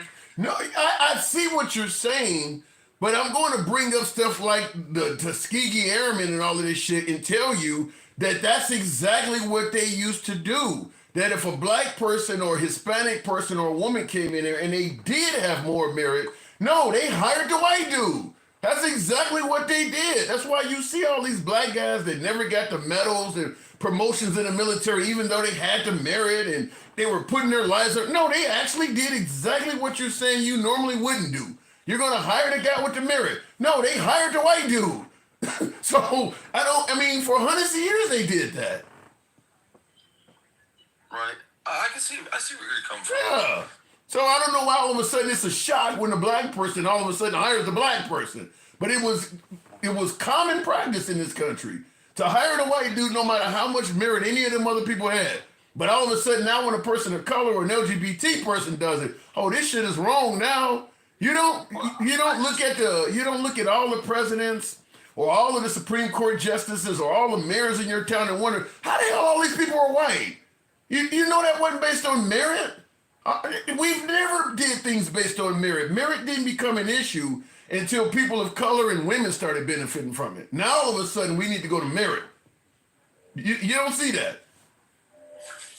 Right, but I just think we've come a long ways. I mean, we have so many females holding positions that females have never held before. We have people, of color holding positions that have never been held by them before. So I just think we've come so far. You can't say that it's only white men in all these high positions now because it's just not true. That's just not. It's just not the truth anymore. No, it's not the truth anymore. But the damage from it still exists.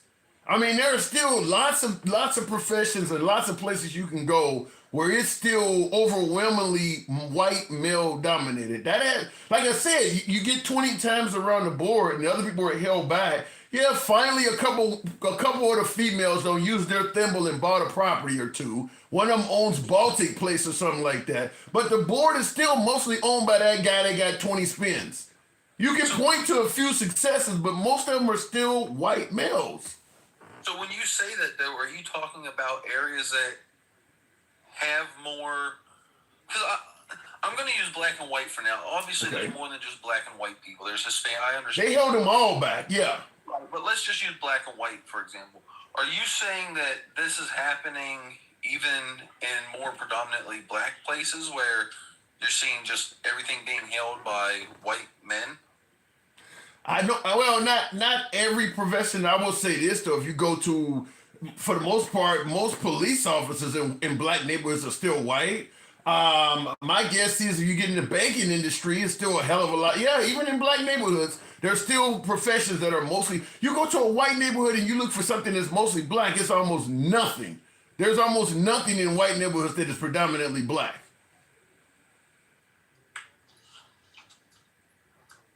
Okay. I mean, think about it. Anytime you see a controversial police video, oftentimes this is some of the most blackest areas in the United States, and the cops be white. And sometimes there's many of them. I mean, you watch some of these videos; they're they're in some of the roughest areas in America, and it's like 5 or 6 white dudes running through the hood chasing this guy. You're saying you're watching these videos. Those are videos, though. They're not showing you the videos of the black cops in those areas. You know what I'm saying? No, there's black. I'm not saying it's all white, but what I'm saying is you don't see any videos of 4 or 5 black cops chasing a white criminal in the middle of rural Alabama. You don't ever see that. Yeah, I got you on that. Yeah, you don't ever see that. But I mean, yeah, if you're in a black neighborhood, there are black cops in that. Memphis Police Department or Chicago, yeah, they got plenty of black cops too. But if you dial the police in Chicago, there's a good chance a white cop's going to show up to your house no matter what neighborhood you live in. If you're in rural Alabama, ain't no black cop coming to your house no matter what number you dial. That dude's going to be white. I mean, so that's what I'm saying is that you don't see that in white community, and I don't think they would tolerate it. I think that just like in a hood where people tend to side with a criminal even though they shouldn't be. I think if you had 5 or 6 black cops chasing some white dude through a rural trailer park, you would be amazed at how many people in that trailer park would be siding with that criminal too. Tim, yeah, and I get where you're coming from, but you go into those hoods or you go into those areas, and you go around and ask, all the younger black men that work there or black females that live there, hey, why don't you guys become a police officer? How many of them black men and women in those areas want to be a cop? I agree with that, but I will also say the merit. What's hard about that is I see where you're coming from, but the relationship between, at least what the media puts on, the relationship between the black community and the police officers aren't great, and most black people don't want to be cops because they don't like the cops. Now, I don't believe that because I've interacted with plenty of black people and I've never had an issue with any black person I've ever pulled over. So, I believe that we have a good relationship with black people in our community, but, the news will lead you to believe something else. But when you start getting into the rougher areas, you're talking about downtown Chicago, a lot of the black people in that area aren't pro-police, for whatever reason. I think that's and you're telling the truth, but I will say there's a lot behind that, and one of the reason why the black community does not have a good rapport with police is because we for too long have ignored the police. I mean, think about the whole Jim Crow era. I don't know how long that lasted, 100 years or more. Who do you think they used to enforce all of that stuff? I mean, the Jim Crow era treated black people as inferior. Who do you think they used to enforce to keep black people? If I went into your neighborhood and you didn't want me there, who did you call to get me out? So the reason why the relationship between blacks and police is so bad is because they were the ones that were primarily enforcing all of those injustices. Even going as far back as runaway slaves and shit. That's why they created them. So as long as we continue pretending like none of these people were mistreated by the police department, that has not helped this out. You name any controversial police encounter with a black person, and I can show you a whole lot of whites that are saying that person got what they deserve.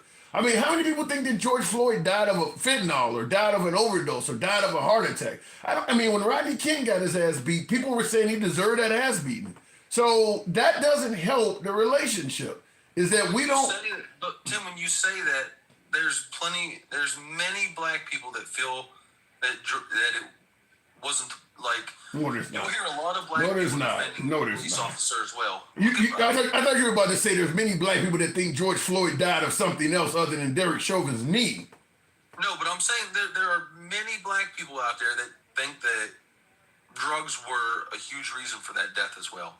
No, there's not. No, I think the police blacks were wrong. I'm not saying that I think that cop was right. I think he was in the wrong. But what I'm saying is... Do you think he killed him? I don't think that his actions alone killed George, but I think it played a huge key. I think it was a big contributor to it. Do you think if he had not put his knee on George Floyd's back, he was going to die anyway? No, I don't think that. So he killed him. So his knee killed him. Right. But I think if he was sober, I think he would probably still be here as well. I got to go with the forensic pathologists say. They say the guy, the life was asphyxiated out of the guy. But this is what I'm talking about. Let's say, for instance, George Floyd died of COVID or whatever. You got a knee on the guy's back for 9 minutes who started out a strong, struggling guy, and after you took your knee off his back, he's dead. And we come up with other reasons for other things that killed this dude. You don't normally see COVID deaths that are strong and struggling right seconds before they die.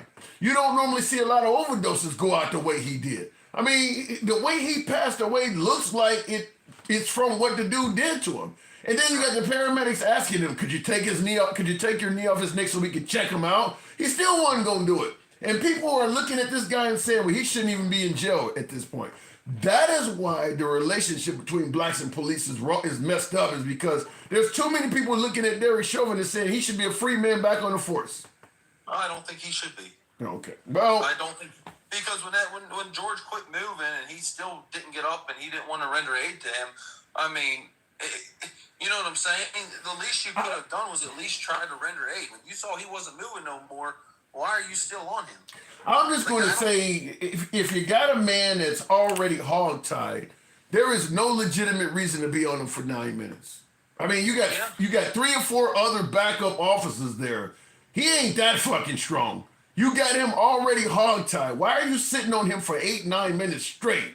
Even if he died of COVID, fentanyl, or anything else, you still committed a crime. There's no legitimate reason for you to sit on this dude for that long. He's already handcuffed. He ain't that strong. I mean, when you got a dude handcuffed, 4 of y'all still can't do nothing with him? And he's hogtied? I'm not disagreeing with you. I 100% agree with you. All I said is I think that the fentanyl did play a part in it. Okay. That's all I'm saying. I agree with you. The cop was completely in the wrong. I'm not trying to justify, nor would I ever try to justify that cop's actions. I don't think he was in the right in any way, shape, or form. So you do believe he should be in prison? I do believe he should have been locked up. Yes, all right, 100%. Okay. What about the immigration? Because I think that's one thing that we don't talk about enough. So since Trump's 7-day average right now is 148 encounters at the border. Under Biden, his final 19 days in office was 2,087. His encounters. So what's your question? You've gone from 2,000 to 148 per day at the border. Do you give Trump any credit for? No, Trump ran on that. Biden's goal was, Biden was a humanitarian compared to Trump. Yeah, of course, Trump's going to get credit. He ran on getting rid of people by any means necessary, going into schools, getting rid of birthright citizenship. I mean, he ran on, Biden didn't run on that. So yeah, of course, Trump's going to have he got rid of Biden's, you can't even claim asylum to get in here anymore. I mean, so he should have way higher numbers than Biden. He came in, said he was going to be, that was one of the number one things he was going to do is get rid of people.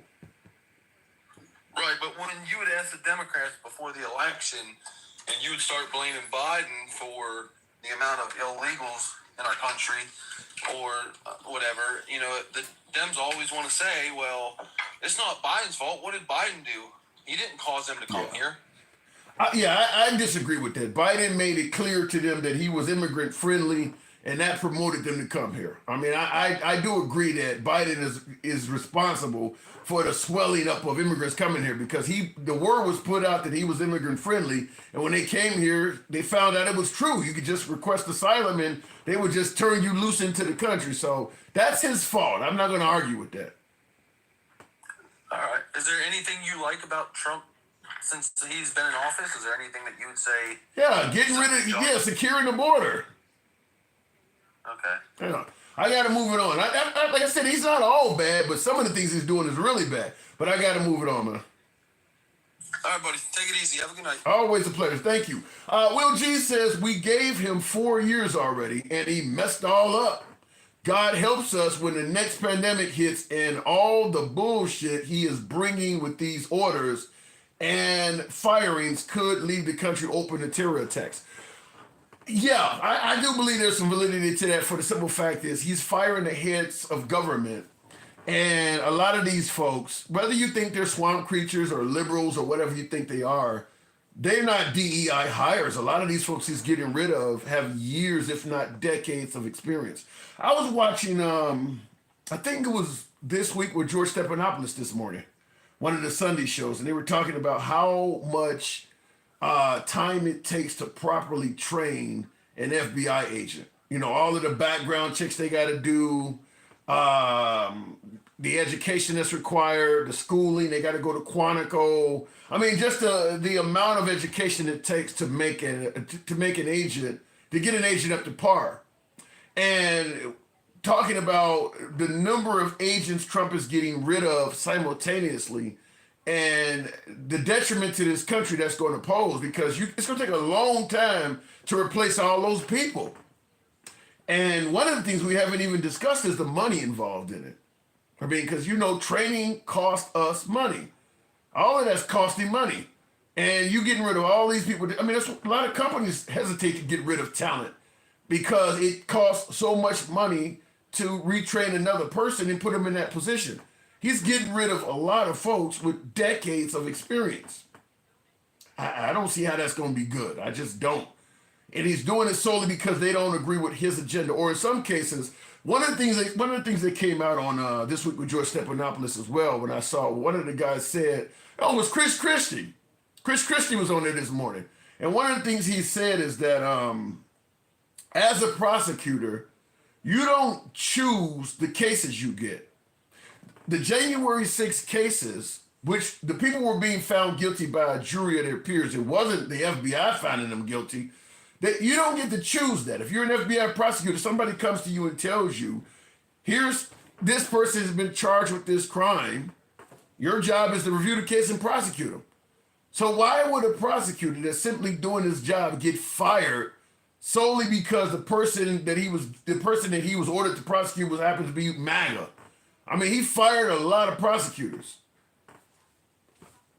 Talking about a weaponized DOJ, how does that escape? How is that not a weaponized DOJ? Because that's all Trump complained about. These tariffs will cost us jobs 100%. Ace Ventura, I don't think even MAGA denies that. I think that they just feel like at the end of the day, it'll be good for America. But yeah, there's a 100% chance the tariffs will cost us jobs because there are a lot of companies where a large portion of their clientele are Canadians, Mexicans, or people in China. I keep using Coca-Cola because everybody knows that company, and they have a lot of Canadians that drink Coca-Cola. I'm sure there are Coca-Cola machines all over Canada. So if all of a sudden they're charging an extra amount, the people that work for Coca-Cola in the United States is going to feel the hit. They may have to lay people off. There's no denying it's going to cost jobs. Guaranteed it's going to cost jobs. In fact, I heard that Trudeau said they're already removing some products from the shelves. So yeah, there's no way around the fact that it's going to cost jobs. I wanted to run a clip by you before I start taking the next set of calls. I don't know where I put it at. Maybe I ended up deleting it. Oh, here we go. This is a quick clip from Trudeau himself I wanted to play earlier. But before I do, DEI is just a dog whistle to say people of color will never climb up the ladder to be equal. Well, that's what I told my last viewer. To me, DEI equals black. Not even people of color to some degree. Like I said, it's kind of like AEIOU and sometimes Y. To me, a Hispanic, a woman, or an LGBT member is kind of like the Y. Yeah, sometimes we use Y as a vowel, but usually it's AEIOU. And to me, that's how DEI is. Usually it's black, but sometimes it's one of them others. They don't teach DEI in my school. Was Adolf bad? Yes, he was really bad. Again, bring us your tired, your weary, what do you say? Bring us your tired, poor, and hungry was for Europeans. Well, it's looking more and more like that. I'm trying to still be on the other side of it, but I'm losing patience with disagreeing with you. You're starting to get more and more right. Charlie Kirk said civil rights turned into a beast, and now that beast turned anti-white efforts, MAGA trying to stop black success. Haven't seen that yet.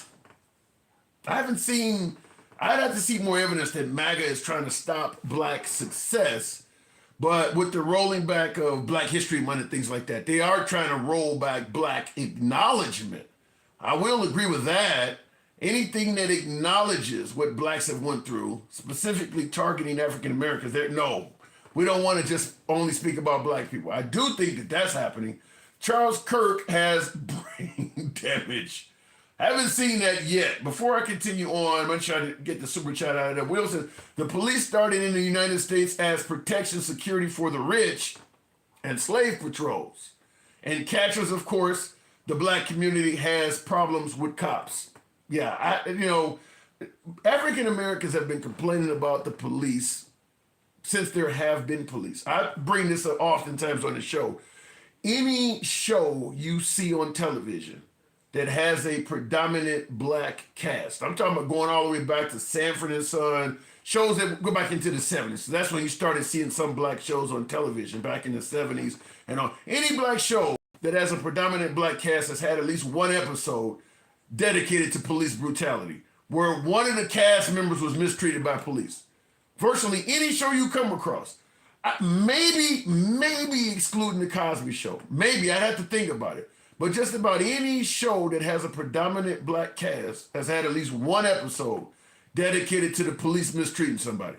That's how prevalent complaints about police has been. And I see in the comments that guy said they did too. Are you saying so the Cosby Show even had one too? Yeah. Just about any show you can think of that has a predominantly black cast has had at least one episode dedicated to the police mistreating a cast member. Even Family Matters, where the father played the role of a cop. Even one of the members on his force mistreated the kid. So it's amazing at how long African Americans have been complaining about police brutality. And we've had a large contingent of white Americans saying, I don't know what y'all talking about. I have no clue what you're talking about. So until that changes, I don't think you're going to get a better relationship between police and cops. Because there's just too many people denying what's going on. Before I continue on, I think you guys have all heard the phrase, having the talk with your child, about dealing with... Most black cops will tell you they've even had to talk with their kids. That should tell you all you need to know. Most black cops that are on the force, that are within the ranks, will tell you they've had to have the talk with their children. So I don't understand why it keeps getting denied, or, there's the belief that, well, as long as they just comply, nothing will happen to them. It's more than that. Continuing on, just want to make sure I didn't miss anything. Canadians they booed the national anthem at the hockey game. I want to know how far that's going to go.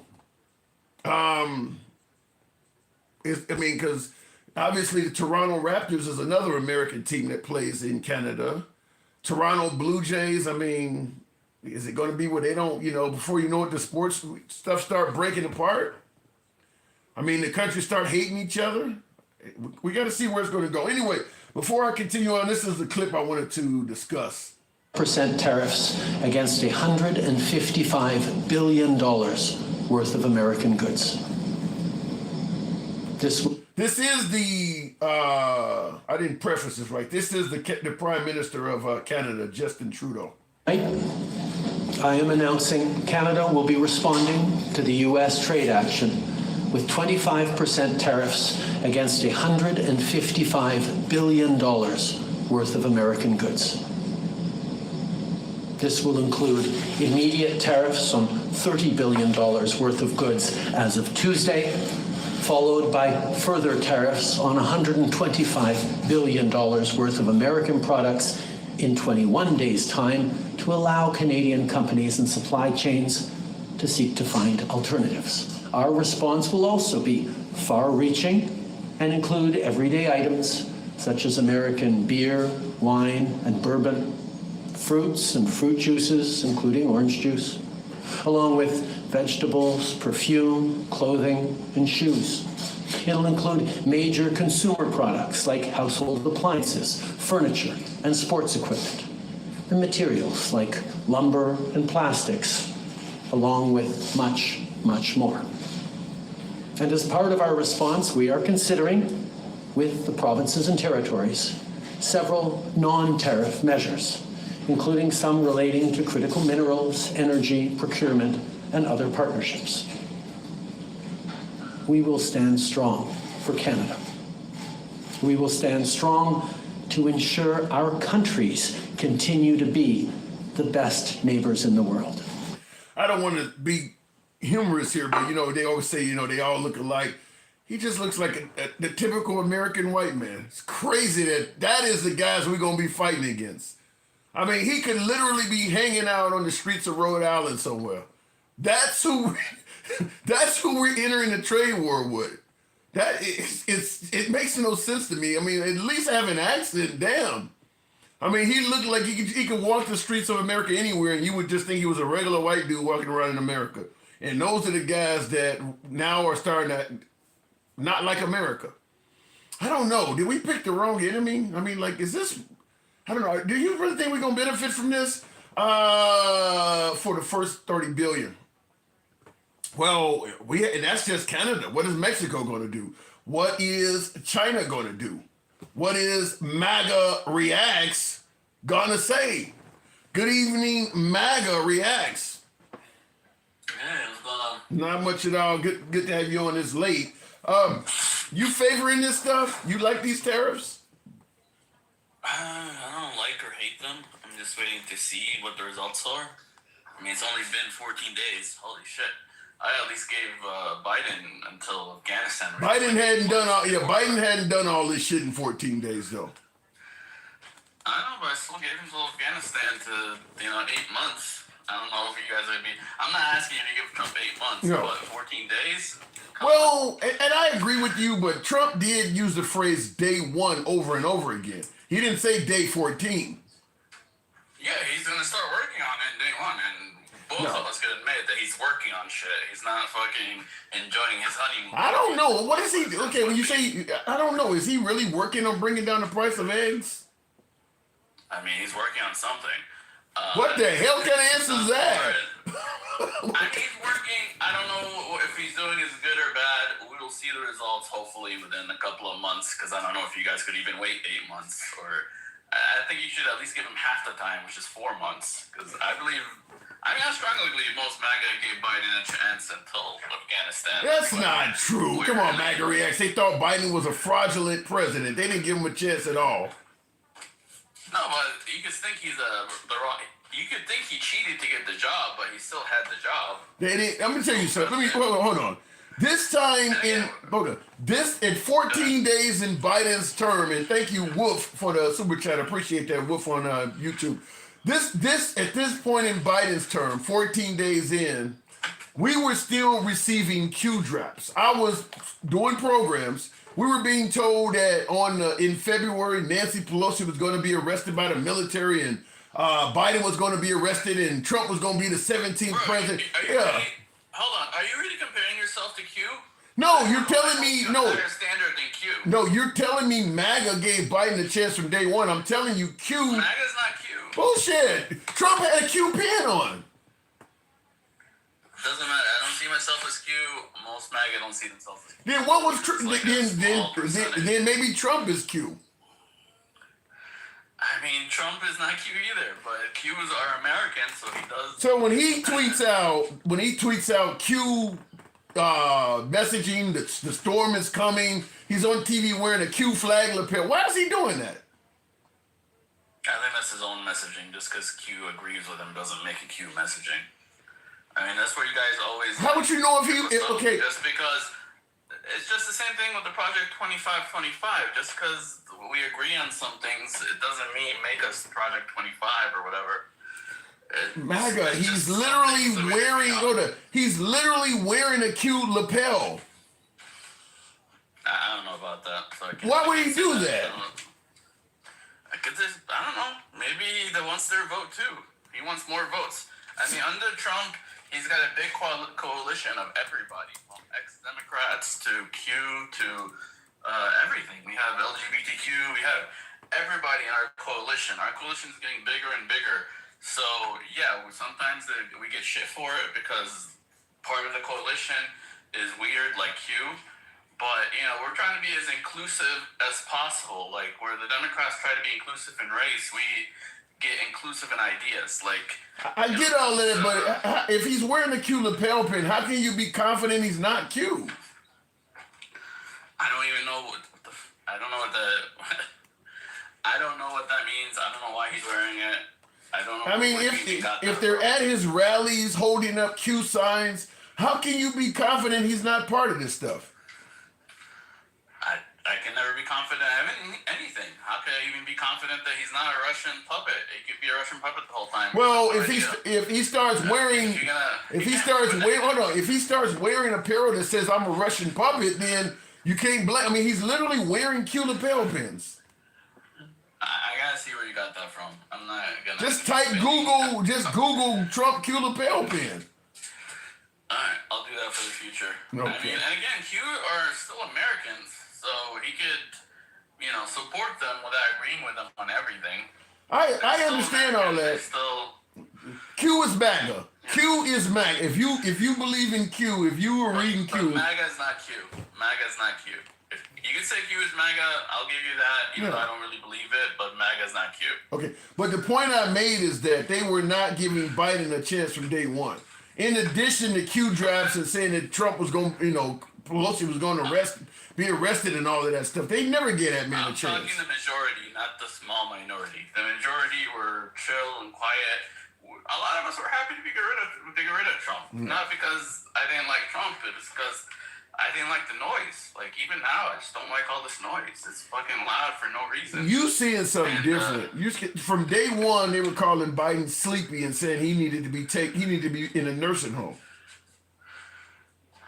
Okay, that could be true. So they didn't give him a chance from day one. I'm sure there was someone in the country doing that. I agree with you. I'm sure not everyone gave him a chance, but I'm talking about me. I'm talking about most people I know. I'm talking about the majority of people that I interact with. Give him a chance until Afghanistan, and that's where most MAGA did not. Okay, maybe you in your circle, but most MAGA did not give Biden a chance. They thought he was an illegitimate president. Some were Q. Some thought he had dementia and needed to step down, but they never gave him a chance.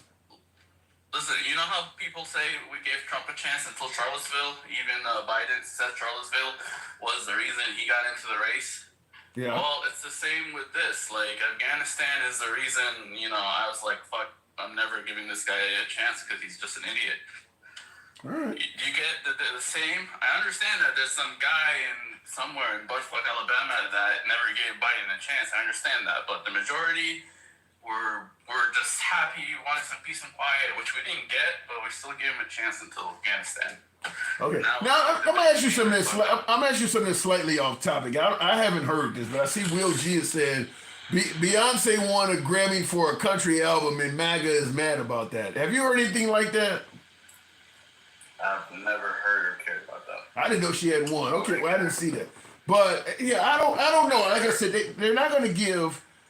Would you call that DEI? What? You call that DEI? What? Her winning a country album? No, that song she put out sold a lot of music. No, I wouldn't. No, Exactly. she won by merit.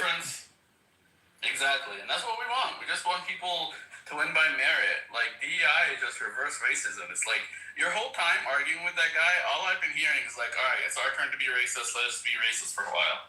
Well, in that, It's our turn to discriminate. The way you put it, as bad as it sounds, that is accurate. Just like I used the Monopoly example. The only way to make the game even is, you're going to have to hold a white guy back. Yeah, you're going to have to do that. If you don't, nobody will ever catch up. I mean, as bad as it sounds, and like I said, what you're saying is 100% accurate, but if you don't give these people a little bit of an extra advantage, and keep in mind, we're not talking about discriminating against a white man or giving people of color an advantage for 400 years like they did. We're just talking about a small period of time. And you guys are like, no, we don't want to give you any advantage. Listen, we spent, I want to say we as everybody, we spent the last 50 to, I want to say even 80 years programming people not to discriminate. And now you're telling them, no, we need to discriminate on white people for a while. I mean, we just, everything I've seen in the media for the last 50 years, except for the last 4 or 5, stop discriminating, never discriminate, don't look at people's color, look at their, merit. And now you're telling us, no, look at people's color for a little bit because we need to cheat for a little bit. Well, we're done with that. Let's be real. First of all, most businesses in America are small businesses, and small business ain't dealing with this shit to begin with. So when people talk about DEI and discrimination, it's large corporations and maybe in government positions, but the overwhelming majority, if you got your own hardware store, ain't nobody forcing you to hire black people. You can make your store could remain all white. You could deliberately turn down black candidates and get away with that shit indefinitely. Most small businesses are not honoring DEI, affirmative action, or any of this shit. They never did that, which is why there's still far more white people that are going to do with this stuff. But I do believe that you got to do something to offset what happened in the past other than just say we're not doing it anymore. Yeah, but most of us, I've only been in the country 30 years, so why am I want to say being punished, but why do I care about anything that happened before 30 years ago? Because it's still affecting us now. Because it's still affecting us. I don't think it is, because the math, as far as I see, you keep saying, why have all the presidents and why all these people white? is because the country is still 60 or 70% white, and it's only like 13% black.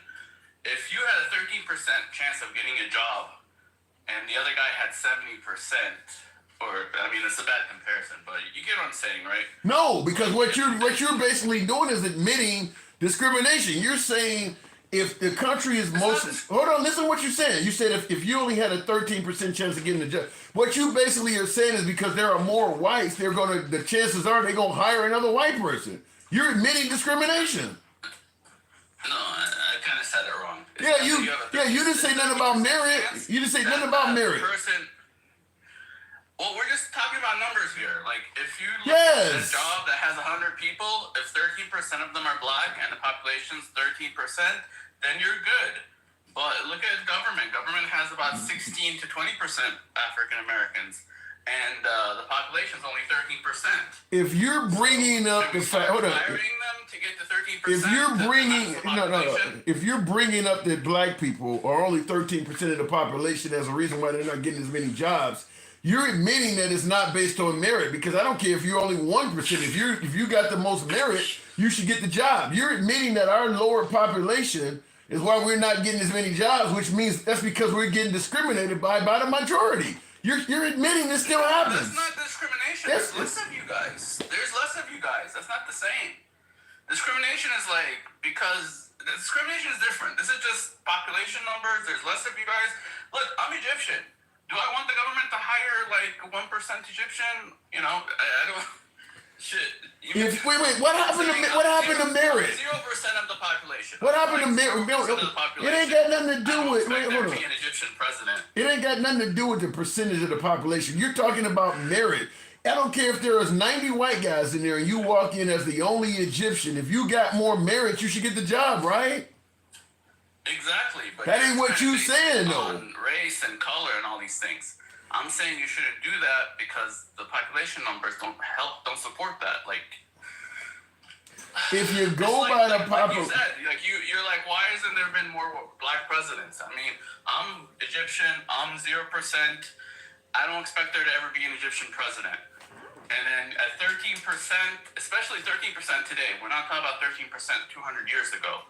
13% today. So from now on, if 13% of the presidents are not black, then I could say there's like I can't even believe you're trying to tie in the lower percentage of blacks as a reason why there's been so few black presidents. You couldn't even run as a black man for most of Americans. It got nothing to do with it. It don't matter what percentage of. Yeah, so the percentage of. If the country, would that be the same if the country was 90% black or even 70% black? That happened in South Africa, yes. In South Africa, even though there were more black people, they still had the white minority ruling the land and oppressing black people. So it can still happen. Well, that's a smaller country. I mean, again, like, it's just, I don't know what to tell you. And eventually, I believe they rose up and defeated that government, right? It took a while. It took a while.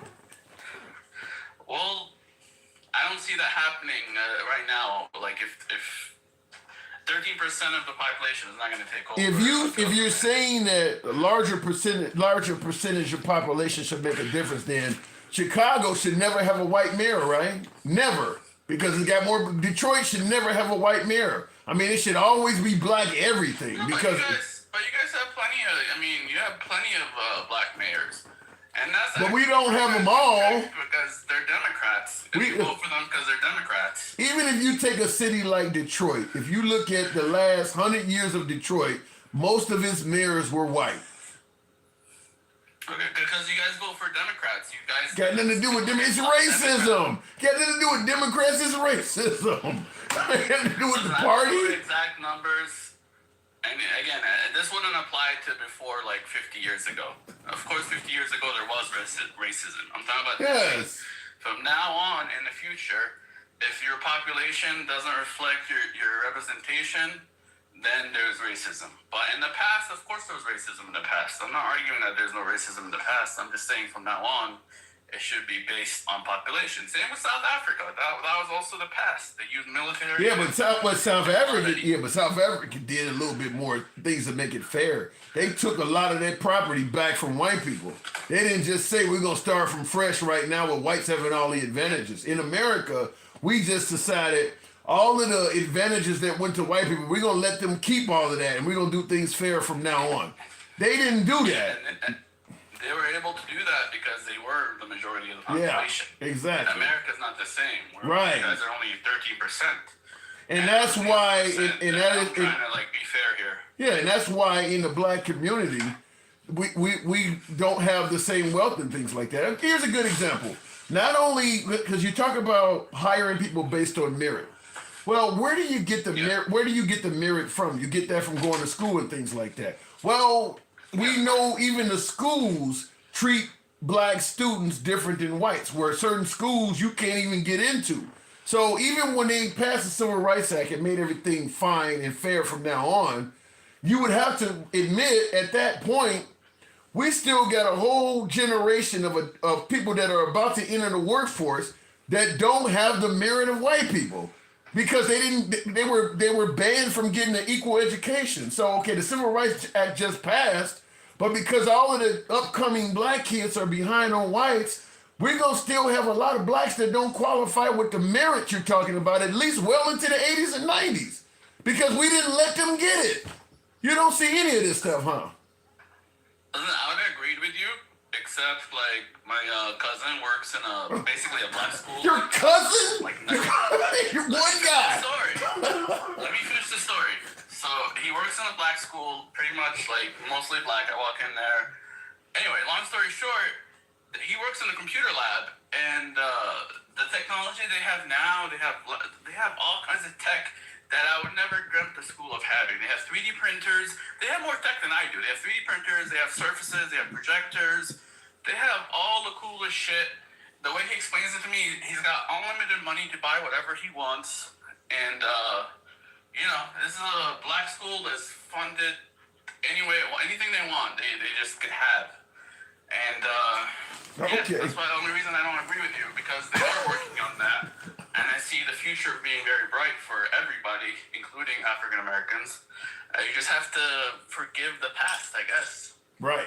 Yeah, you damn right you got to forgive the past, 'cause that's about all you going to get. I got to move it on, no MAGA Reacts. As always, it's a pleasure, man. Go ahead, last word. By being racist to other people, though. I don't agree with that. You know?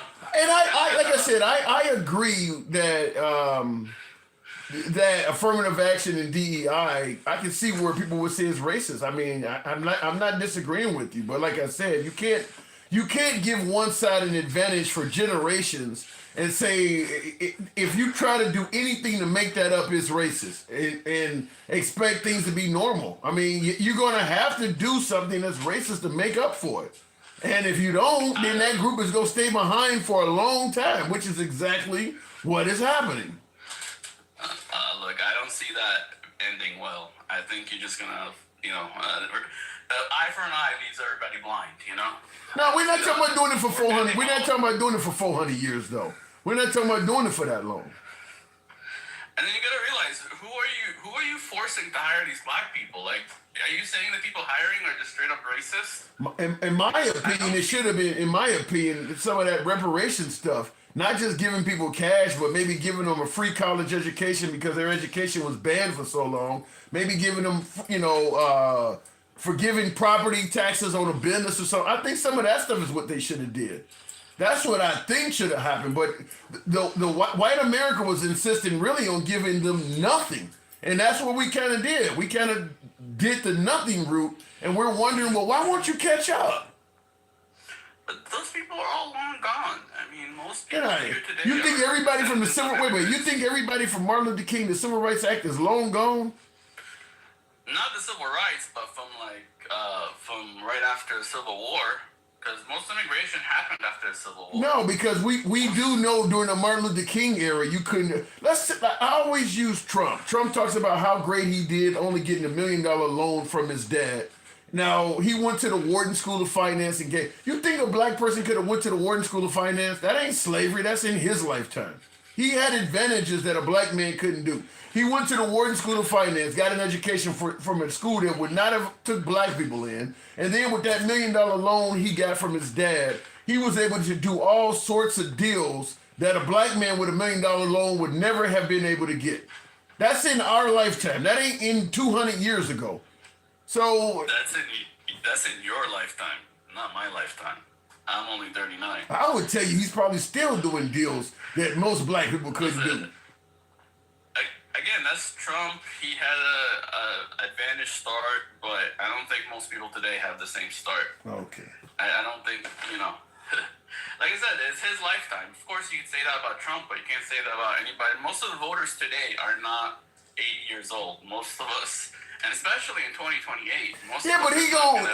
But if you admit Trump had an advantage and he's going to pass all that stuff down to his kids that a black man won't have to pass down to his kids, then his kids are going to be privileged. No, I agree with you, but how long can you press that advantage before you could say that no one living had that advantage? It's gonna be a while. Years? It's gonna be a while, but I'm telling you, that's what you just said. I don't see any effect of it now, and I just gave you a clear-cut example of a living white man that's going to pass down the benefit. Hold on, yes, but he's going to pass down the benefits of an advantage he had that black people didn't to his kids, where black people didn't have that advantage will not be able to pass it down to their kids. So his kids are going to start out way up when black people will not have that same position. So they will be benefiting in a way that a black kid could not. And that's in the future. You're talking about 5 to 20 people at the most. These are the 1%ers. You're talking about barely 1% of the population. And you're using them to make a point against 99% of the population. Or actually 60%, right? 60 or 70. So you're using the 1%ers like Trump to go after or to use it against the 60 the other 60 or 70% of the population, because most white people are not like that. Okay. You do. Again, I'm neither side. I'm trying to be neutral here, and I'm pretty much neutral because I'm not white. I'm not anything, All right. I gotta move it on, man. Appreciate it. Take care. All right, anytime. Do you get that, Mr. Black? What is it? Says no further away from financial equality now than it was in the 80s when it was growing up. Yeah, the wealthy and the what do you call it? The have and have-nots are growing further apart. But like I said, in some cases, some folks are just not going to accept that this stuff still has a trickle-down effect.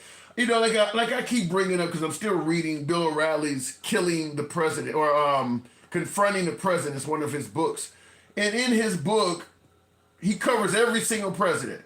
He covers everything from the gold rush and how we were expanding westward. And he even talks in that book about how some of the land that they took from the Native Americans or gave to whites that were going westward is still in some of those families. So inheritance are being passed down that only whites can have and black. Like I said, if you believe there is no effect of what happened in the past, you do one way for 400 years and you stop doing it and there is zero effect 50, 60 years down the line, I don't know what else to say. But there's plenty of tentacles from what we used to do that still exist in today's society.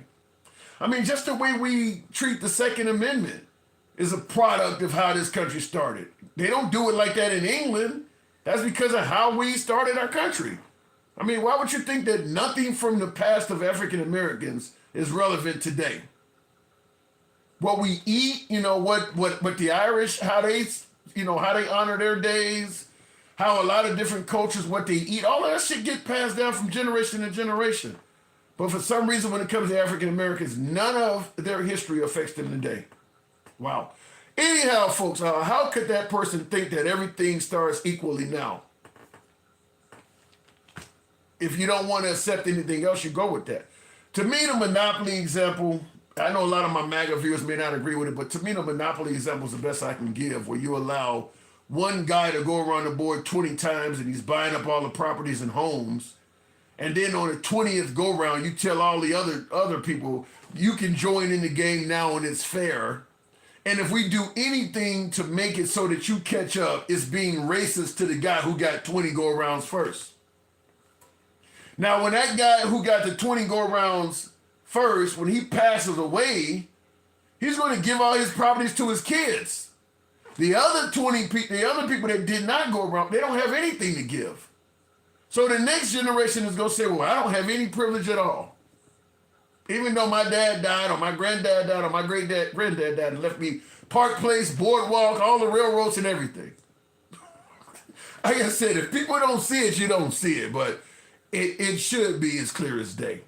You shouldn't have to be a minority or a woman to see that shit. You just shouldn't have to be. I mean, let's take it from a female standpoint. If women can't vote for most of America's history and only men can vote, guess what gender America's going to be more favorable to? I mean, I'm just going to be honest with you. If black people were the only culture in America that were able to run the country for the first couple hundred years, you would be able to tell in how America was ran. I mean, it would be tailored to black people. I don't understand why people think none of that is relevant. I mean, there's a reason why it's a male-dominated society. They created all the laws for the first couple hundred years. I don't understand why people don't believe that this stuff just goes away when you stop. Makes no sense to me. It's like walking on the beach and there's no footsteps behind you. Like there's no evidence that this person ever walked on here. As if the tide just came in and washed it all away. Doesn't work like that in real life. Anyhow, folks, I do appreciate the 51. I didn't solicit the likes as much today, but I do appreciate the 51,000 likes. This is, like I said, we cover a lot of topics on the program. It ain't always about race. It gets into that. But we are MAGA friendly despite some of the callers. Other times you hear whatever. But we are about free speech here. If you enjoy this type of dialogue, I always ask that you follow the program, a subscription on YouTube, if you will. So in your eyes, white people owe you something, says Sleeper. It ain't that you owe me a damn thing. You don't owe me a damn thing. But denying that what happened has no effect on America today is false. I mean, it's false. I'm not saying you gotta say you owe people anything. But I mean, you do something, you're holding people back for hundreds of years. You stop holding them back, and the response, well, I don't owe you shit now. I don't owe you a damn thing. My kids don't owe you a damn thing. Okay, fine, if you don't want to owe them anything, you don't want to owe, but the idea that what you did didn't set you ahead of them makes no sense. Nobody can force you to give anybody shit. You're the majority. You have all the power. Nobody can force you to do a damn thing. But that don't mean people are going to ignore you lying about the fact that this had an effect on this group of people or this gender. I mean, yeah, it does have an effect. Like I said, most of the things we do in this country is based on history. And all of a sudden, when it comes to African Americans, well, none of your history is relevant to how you are today. I mean, I don't care if it's recipes, customs, even your damn last name. Everything we do in this country is based on history, based on something that happened in the past. But for some reason, with the African American community, the past ain't got no relevance on you at all. That's just not true. It's just not true. Looking in the comments real quick, that's why I date white. Who said that? Dwight Dorsey says that's why I date white women. At least they keep it real. Wow, you know? I will leave that alone. It's getting late. Anyhow, I appreciate oh my God, that is funny. That is really funny. But no, like I said, in regards to you only give examples of the super rich. Well, no, Texas. Okay, here's the thing. Okay, you're saying you only give examples of the super rich. Fact is, people do look out for people that look like them. So if the super rich had all the advantages, they're going to create schools, libraries, and things that benefit people that look like them. You ever heard somebody say, I only give my money to this group of people because they don't go against my politics? They don't give money to things I don't want it to go to. That used to be black people. So no, it don't just affect the super rich. You may have a clinic or a hospital in your community that the super rich created, but the people in your community can use it. So the super rich did something for your community that may not exist in another community where there was no super rich people in it. They may only have 1 or 2 places they can go to where you may have 5 or 6 because the super rich are looking out for your neighborhood. It ain't just the super rich. The super rich do stuff for other people that look like them. So, like I said, it's one of those things where if you don't want to see it, you won't. It's just like when we talk about police misconduct. Let's take somebody like Lincoln Riley. Now, she was wrongfully executed, and I'm going to use the word executed, by a piece of shit, by an illegal immigrant. We can see the danger in illegal immigrants. Lincoln Riley's a primary example. We can't come up with 10 different cases of Lincoln Riley, but there's a couple of them out there. So we can see how illegal immigration is wrong because of Lincoln Riley. We can see this when you see African Americans going into a store and robbing and shit, mob robberies. They're going into a CVS, they're taking as much shit as they can get. We can see issues in the African American community. Oftentimes when you see those videos on YouTube, you'll see people in the comments saying it's in their culture. It's always the same usual suspects, stuff like that. You can see it because a few people are doing this stuff. You can see the depth. But for some reason, no matter how many police misconduct videos you see, nobody says that about cops. Nobody says it's in their culture to be racist. It's in their culture to be abusive. This is what I'm talking about. If you don't want to see something, you just close your eyes. You're never going to see it. You're never going to see it. You don't have to see many Lincoln Rileys to realize cops are bad. How many priests have to abuse children before you say they're really bad? You think if you had as many LGBTQ members abusing kids as you did priests, you think we would have the same mindset? You think you'd be still going? You think if the Catholic Church, if the LGBT community was, you think they would even be allowed in our society anymore? Yet the Catholic Church is still viewed very favorably.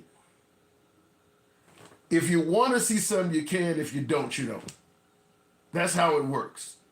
If immigrants was doing what the Catholic Church did, it wouldn't be safe for them to walk the streets. If you had as many immigrants doing bad shit as you do police videos, it wouldn't be safe for them to walk the streets. But we view the Catholic Church and police favorably, and we're more critical of immigrants and sometimes the black community. You see what you want to see. Doesn't matter what race you are. People see what they want to see. If it's something you like, you'll accept a lot more bad shit from it than something you don't. If it's something you're suspicious of or you already got an issue with, you don't need to see much from it to dismiss it. Illegal immigrants is a perfect example. You don't need many Lincoln Rileys to think that these fuckers need to go. You didn't need many of them at all. I would submit to you this. I bet you if the Jehovah's Witnesses were abusing children as much as the Catholics, you wouldn't want to be anywhere near a Kingdom Hall. It would be a whole different story. But we like Catholics, so we can overlook some of that. That's the difference. Same thing when we're talking about how blacks and how whites got treated. I think if whites were being victimized by blacks the way blacks have been victimized by whites, you'd see it a lot more clearer. It's your boy Tim, the Handsome Liberal. As always, you guys know I appreciate you tuning in. You can have your opinion. I'll catch you guys tomorrow. I do gotta retreat and get my ass up early. Catch you tomorrow. Thank you folks on YouTube as well. See you tomorrow. And I don't know, did I bring anybody up from